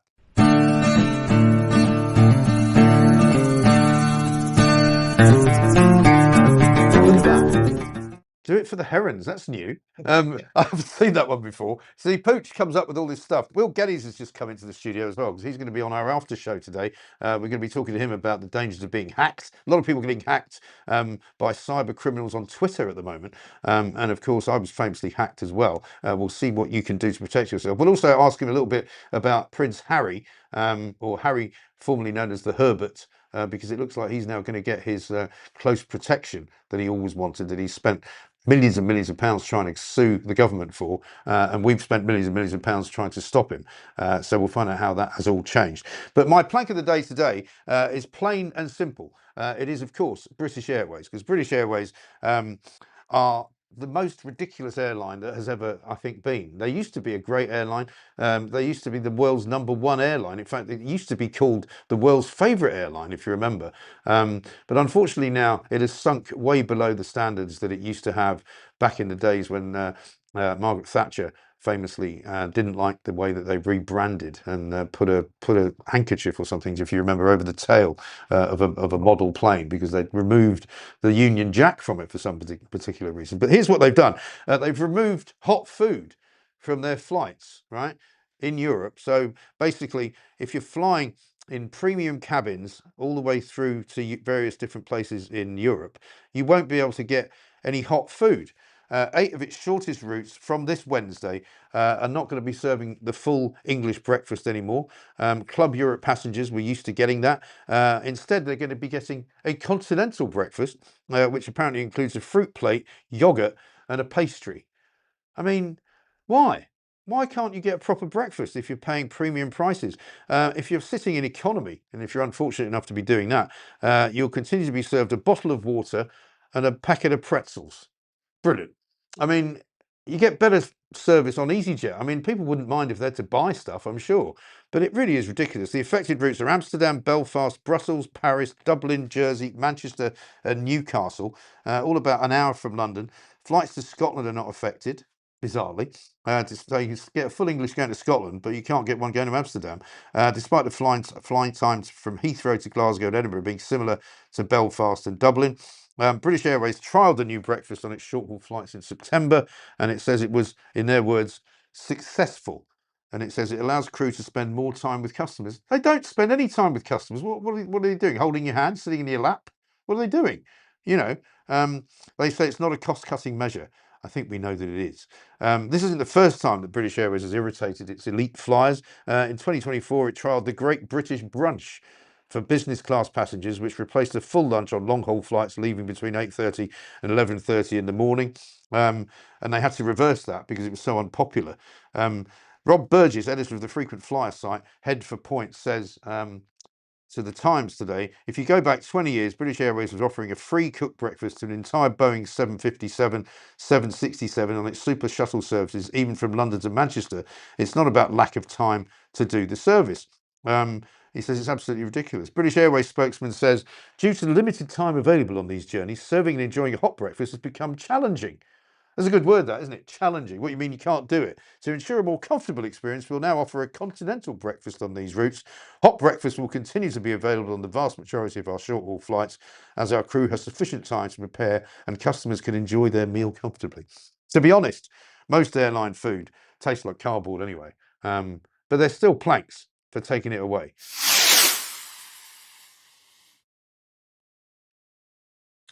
Now, welcome back. We've got loads more messages coming in, and we've been getting a good 11,000 plus people watching the show once again today. So that builds on what we had yesterday. So we had about 100,000 altogether yesterday playing with us on the TV. A heron used to pop into a garden backing mine in South London, says Sarah. It's huge. I haven't seen it for a while. Well, maybe it's the same one I've been seeing. They are massive, aren't they? I mean, it's literally about this high, you know. I would say probably about, what, 1.5 feet, 2 feet high. Top Gear featured the racing driver disguised. Perhaps you could run this idea with Edward. Oh, you mean the Stig? So what, we could have somebody completely anonymous doing it? Well, I'm not having this unbridled attack on Edward Hughes, the news, because I think the man's doing the best job that he can. Coming up, though, next, we're going to be talking to Annunziata Rees-Mogg. who's going to be joining us for the first time. She, of course, was famously the first guest on our first ever Plank of the Week that we did about 6 years ago with Russell Quirk. So I'm delighted to say that she's back, and she's going to be talking to us right after this.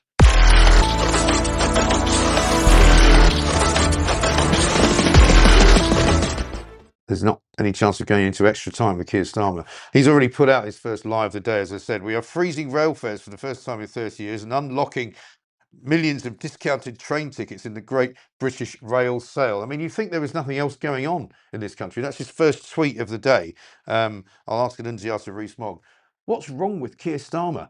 Annunziata, very good morning to you. Good morning, Mike, and I was delighted to hear your plank of the day. It was 6 years ago yesterday that tomorrow, that you, me, and Russell Quirk sat in a broom cupboard and did the very first one. Wow, how fascinating. Well, I'm hoping we'll be able to get you back on Plank of the Week at some point over the course of the next few weeks while you're... There's too many you're not in candidates. London very often, but we can always do it down the line. So many candidates. What a world. Yeah, I'm seeing that you're up there in the wilds of this country. How's the weather there? What's -5 in London? What's it doing there? -5 here too. I think it will be for most of today, but snow forecast for later. Yes, and are the kids at school, or have the schools shut down? No, they're open. They're complaining that it's cold getting to school, but I hope the schools have the heating on, or is there another environmental measure so they'll freeze all day? Oh yes, no doubt. Let me go back to my original question. What's wrong with Keir Starmer? I know you might not have enough time to answer that, but what's wrong with him? He's a man of no principles. He's a man of no political vision. He's a man who believes in nothing other than administration and law. And when events, dear boy, events don't go as he thinks they should, he doesn't know what to do. And this is a prime example of that. He's completely clueless because he hadn't expected this. The US had totally ignored him and kept him out of the loop on it, perfectly sensibly, because he'd be no use in any such action in either direction. He wouldn't persuade in favour or against. And he doesn't know what leg to stand on. He's probably going to his dear chum, Hermer, to try and find out what the legal position is that will most benefit the communists and not the free West world. Right, because when he was asked the question, can you not say whether this is illegal? He just said, I believe in international law, which by London Bridge. Sometimes we would go off air. I remember once we went off air for about 4 hours. And then when we came back on air, we couldn't do anything apart from just talk, which is what I'm doing now, because that's what I'm good at. This one from Rob, who says it's -7 in my part of Norfolk. And then you've got Reggie, who says the Afghan Olympic rowing team are practicing in the Channel today. That's very good. And doesn't know what leg to stand on, says Vic. Bit of a heron then. Yeah, sorry, Annunziata, we just lost you there for a moment. But yeah, let's go back to Starmer, because his one sort of raison d'etre is international law and human rights, isn't it? Yeah, that's what he built his career on. That's the only thing I think he's ever demonstrated real belief in. And the problem is it neither has all the answers, and a lot of the time when it does have answers, they're the wrong answers. That the international courts are heavily influenced by countries that don't have legal systems that we agree with or support, or think are just. In fact, many of the rulings that it comes out with go against Western interests because of the proportion of countries that have different views and different traditions. And we need to start being bold and brave and ignoring international law.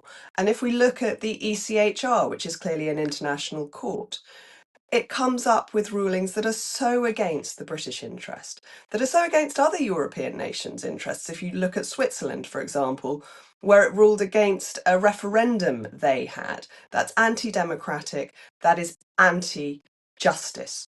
And we have to be bold enough to say these courts are not always right. But Keir Starmer is a man who could never do that. Well, you worked in the European Parliament as an MEP for the Brexit Party. He's now talking about making a sovereign decision, which sounds slightly authoritarian and worrying to me, about rejoining and not necessarily the customs union, but having closer ties with the EU. And when I keep mentioning this word sovereign, these words sovereign decisions, it sounds like something that the government is trying to impose on the people and making it impossible to reverse. Along with 17 odd million people in this country, I voted in favour of Brexit. And my main motivation was to regain sovereignty. But our sovereignty is a democratic sovereignty. And that is the bit of the puzzle that Keir Starmer seems to be missing. He thinks it should be autocratic. He thinks he is, in effect, a president who can decide on our behalf. And I think that's completely wrong. His manifesto was clear. We would not rejoin the single market or the customs union or the European Union as a whole. And he must not only stick to the letter of that, but the spirit of that, because people voted in good faith, erroneously, in my view. I was not ever going to vote Labour, but they voted believing we would not rejoin. And rejoining by the back door is just duplicitous. It really is. And in terms of the way that he is kind of conducting the government as well, duplicitous is a very good word for you to use, because he puts out these ludicrous sort of tweets, like the one he's done today about freezing rail fares, as if that's the only thing that anybody cares about. If you use the trains often enough, you know that it's not frozen rail fares that is required. It's just a more useful service that actually runs on time and doesn't need a replacement bus service every 5 minutes, you know. But he really does seem to be a man who has no moral compass of any kind. He doesn't seem to have a heart. He doesn't seem to have a soul. He's sort of like a husk of a man, isn't he? Well, I don't think any of us have any idea what he stands for. That he started off on the very far left of Labour, joining the lawyers' forum that was connected to communism. He then supported our lovely Jeremy Corbyn, who no one could say was a moderate. Then he abandoned all that and became frightfully moderate. And now he's somewhere wishy-washy in the middle. Who knows? Because there is no core to him that actually believes in our country or in any way of making our country great again.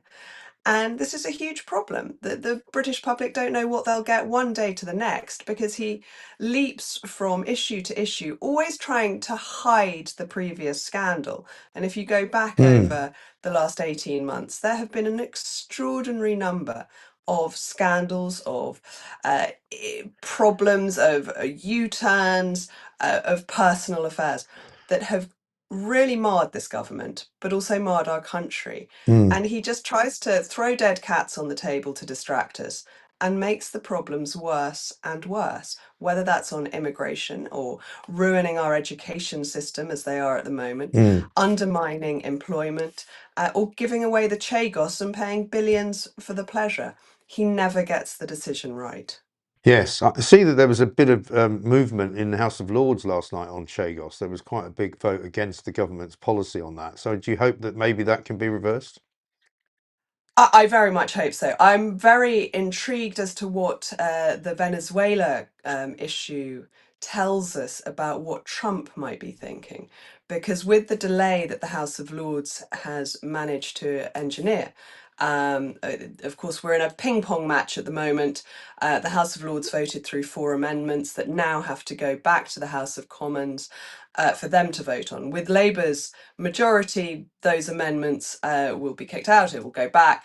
It's not going to make a difference, I think, ultimately in British law. But the delay gives time for Donald Trump to potentially renege on agreeing to this deal. And given his attitude in Venezuela, which is very much against the Chinese, and this Chagos deal seems to be heavily influenced in favour of the Chinese, it could be an interesting moment as to whether he now stops it. Yes, it's going to be fascinating stuff. It's going to be a fascinating year as well. And Lindsay, I hope to speak to you lots and lots over the course of the next few weeks and months. Thank you very much for joining us. Have a lovely day and keep your Thank you. woolly hat on is my advice if you go out. I will. Keep up the good work. Lindsay Rees-Mogg there talking to us from her rural idyll up in Lincolnshire somewhere. It's coming up to very nearly 9 o'clock. Don't forget that we've got coming next the after show exclusively for Substack watchers, and it's Will Geddes talking about the dangers of getting hacked, and also a bit about Prince Harry. Another informative show. Thanks. Super chat there from Free Speech for All, and one from Mia who says hello from Kuala Lumpur. Great to have you back, Mike. Well, that's another great venue. We've had Japan, we've had Dubai, we've had Kuala Lumpur, we've had lots of people in Spain, people in Canada, lots of people in America yesterday as well. Keep it coming. Jenny sent us a super chat as well. Thank you very much indeed for that. Lots of you got much to say about the Heron. Lots of you got plenty to say about Edward Hughes, the news, who apparently is upsetting an awful lot of people by not being exciting enough. But listen, we can try and get him excited, but as I said, there's a bit of a danger if you go too far, that it might be, what was that? There's a dog in the background. I don't know what dog has suddenly broken in, but this one, and also we did just shortly go off air for a second, but Pooch managed to rescue it, and so we got it all back. We'll be back, of course, right after this with the after show with Will Geddes, another exclusive for you, but also we'll be back tomorrow with more great guests, more news from the newspapers, and more live breaking news as well every single morning from 7 o'clock to 9 o'clock. It is the Mike Graham Show. It is the true home of common sense. It's the real home of common sense. And you can even hear all sorts of strange noises in the background as we go. I'm looking at the clock and I'm almost up to 9 o'clock, 8:59 and 50 seconds. I'm not sure if the clock on the wall is exactly right, but there we are. Look, 8:59, 56, 57, 58, 59. See you later. I'm Mike Graham.